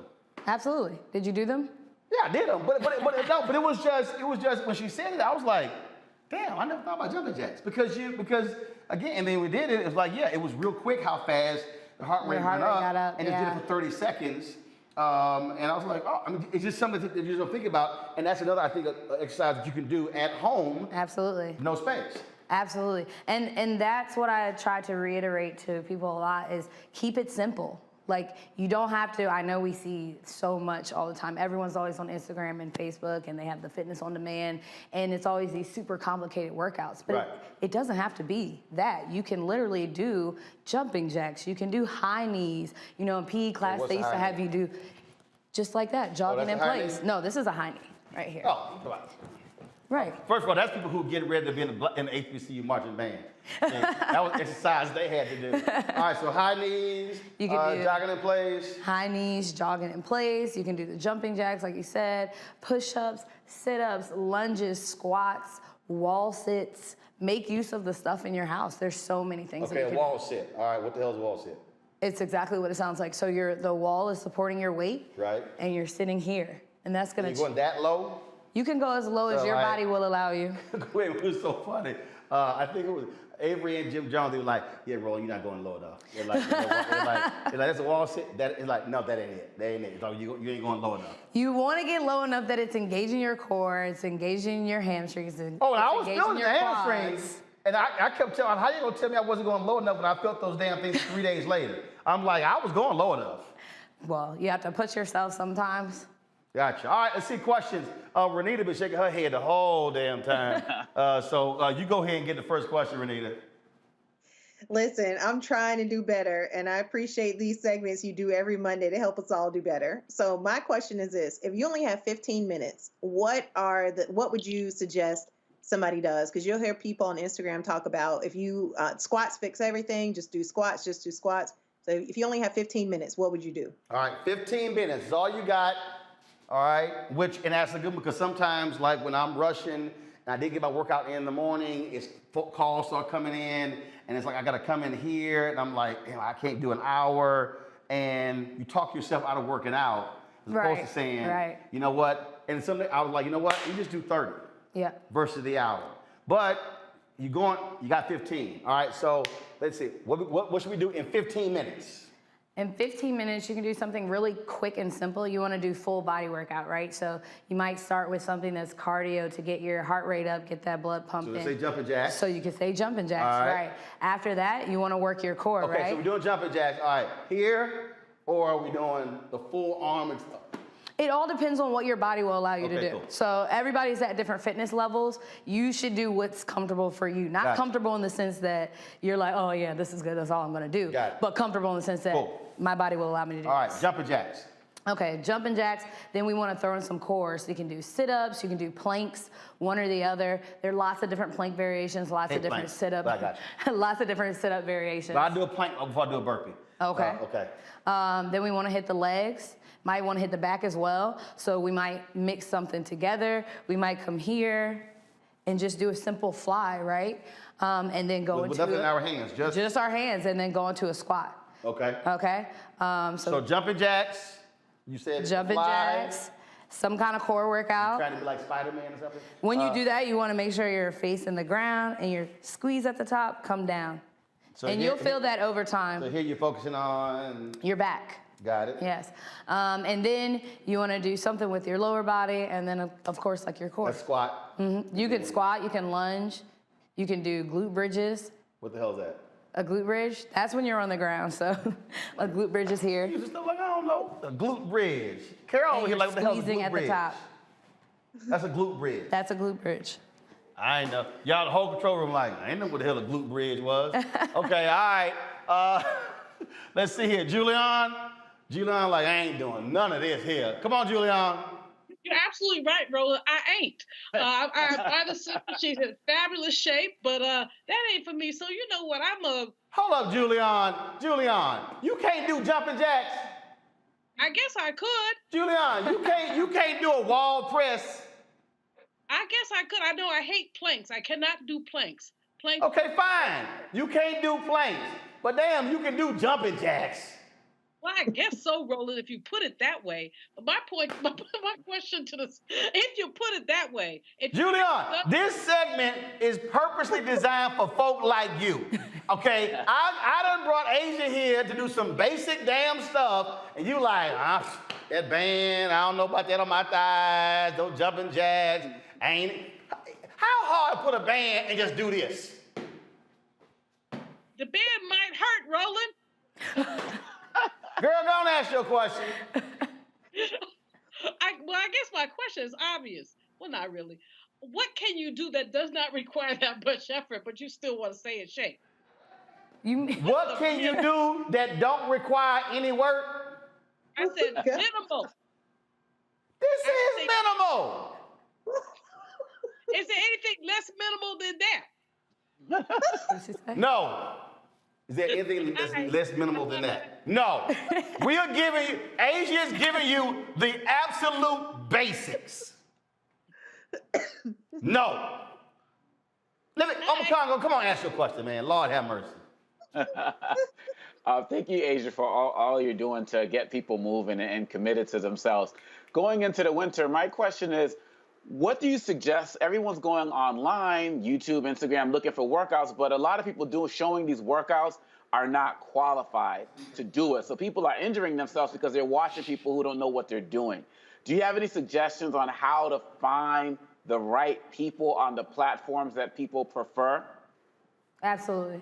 So when it comes to Instagram workouts, I would say be very mindful. Go look through your trainer's profile, see if they have anything posted about their certification. Boom, let's start right there, because I get tired of all these old IG trainers. Right. You ain't doing that exercise right. And I'm like, ain't a damn exercise on your Instagram. Shut your ass up. Right. So you want to make sure they're always certified. If you don't see it on their page, you absolutely want to follow what they're doing. Ask them. I definitely recommend at some point you don't have to stay with the trainer, even though I'm a big person for advocate for having a trainer, because even as you progress through your workout career, you can get tired, mess up your form, or just not know what you're doing, and form is bad. But when it comes to Instagram, I definitely recommend making sure that they're certified and they're not someone that just randomly started working out and it's like, oh, I'm a trainer now. Right. Because if there's one thing I say, everybody and their mama all of a sudden in the media, everybody and their damn mama a trainer. Right, so like your friend that all of a sudden got into fitness and is like, oh yeah, like I'm taking clients, like I wouldn't recommend following them. Right there, sustained. Or your friend that works out all the time, because I've seen people that work out a lot of times and they come and train with me and they're like, oh, I had no idea for years I was doing this wrong. And I'm like, yeah. So make sure that you're going to a certified, accredited trainer, even if it is on Instagram that you're looking at. All right. Okay, well, that's it. Well, first, look, I appreciate it. If folks want to follow you, where do they go? You can go to Asia J on Instagram, so it's ASIAJA with 2 Y's. All right, so there you go right there. Y'all got that's the wrong Instagram? Oh, that's my fitness page. Yeah. Well, how you not? It's on both of them. It's on both. No, you got to get it out. My Asia one? I got to show you how to. So you got me. Okay, the one you gave out was your personal Instagram. What I share all of my workouts on there. Right, but this is your fitness Instagram. Right. Yeah. Right, so you want to give out both of those. Okay, so you can find me at Asia J and at Aging Fit. Right, so see right there now, this was called, this was cameras right here, this is called media training. So while she was sitting giving y'all fitness training, I'm trying to give Asia media training. You give out all of your handles as well, so you can do that. All Asia also did not say, again, media training, you're taking clients? I am accepting clients right now. Okay, and so how do they? There's a link in both Instagram bios, or you can go to AsiaJ, ASIAJAYY.com. So you're taking in-person clients and virtual clients? I'm taking in-person clients right now. No virtual clients? No virtual clients right now. Gotcha, but why not? Right now? Right. Because it's full. See that you Asia, you gotta like volunteer that. So Okay, you know. so my virtual training is full right now, but I am taking in-person clients. Gotcha. All right. So when this segment is over, y'all, the media training for Asia will be continuing the additional information. So we'll let that happen. So all right, I appreciate it. Awesome. Thanks all for right, having thanks me. a bunch. All right, then that's it for us, y'all. Renita, Omakongo, Julian, I certainly appreciate y'all being on today's show. Thank you so very much. Julian, get your ass and go do some jumping jacks. It's not that hard. It's not that hard. This band, how much this band cost? 25. It's $25, Julian. It's a simple band. You can get the other bands where they like, it's like blue, green, yellow. They lightweight. She told you. You can get a band and just stand your ass in your office and just do this. You can just do this here. And I will say this here. That is important. I'll say this here. As we get older, we should be doing several different things, stretching in terms of our shoulders and our hips because they get tighter. I can tell you, I play lots of golf. And so that's also important, which is also why, and I'm not endorsing, but just so y'all know, wherever I go, my massager travels with me everywhere. One, I fly a lot, and so when you're sitting down all the time, I'm always using this here, and that's the other thing here. Last thing, when we're working out, stretch before and after. Yes. Why? Because you want to make sure you're staying loose to your body, your muscles are warmed up. So before you begin your workout, you just don't just jump it right into it. You don't. You warm always up. want to warm up before. That's how you end up pulling something. Muscles get tight when we're sleeping, laying down, sitting. Things get tight. So you want to loosen everything up before you go right into it. Think about like a rubber band. You're not going to take an old rubber band that's been sitting around and try to stretch it around something huge because it's going to rip, right? Yep. So you want to think about your muscles the same way, kind of warm it up, get it pliable, and then begin your workout. That's why I always use my massages, so for my hips, flexor, open them up, also for shoulders or the back as well. So this stays in my golf bag. So before I play, I use this. And cats like, man, what you doing? I'm like, no, I ain't hitting cold. Right. And so and again, folks, so this dropped right to my backpack again.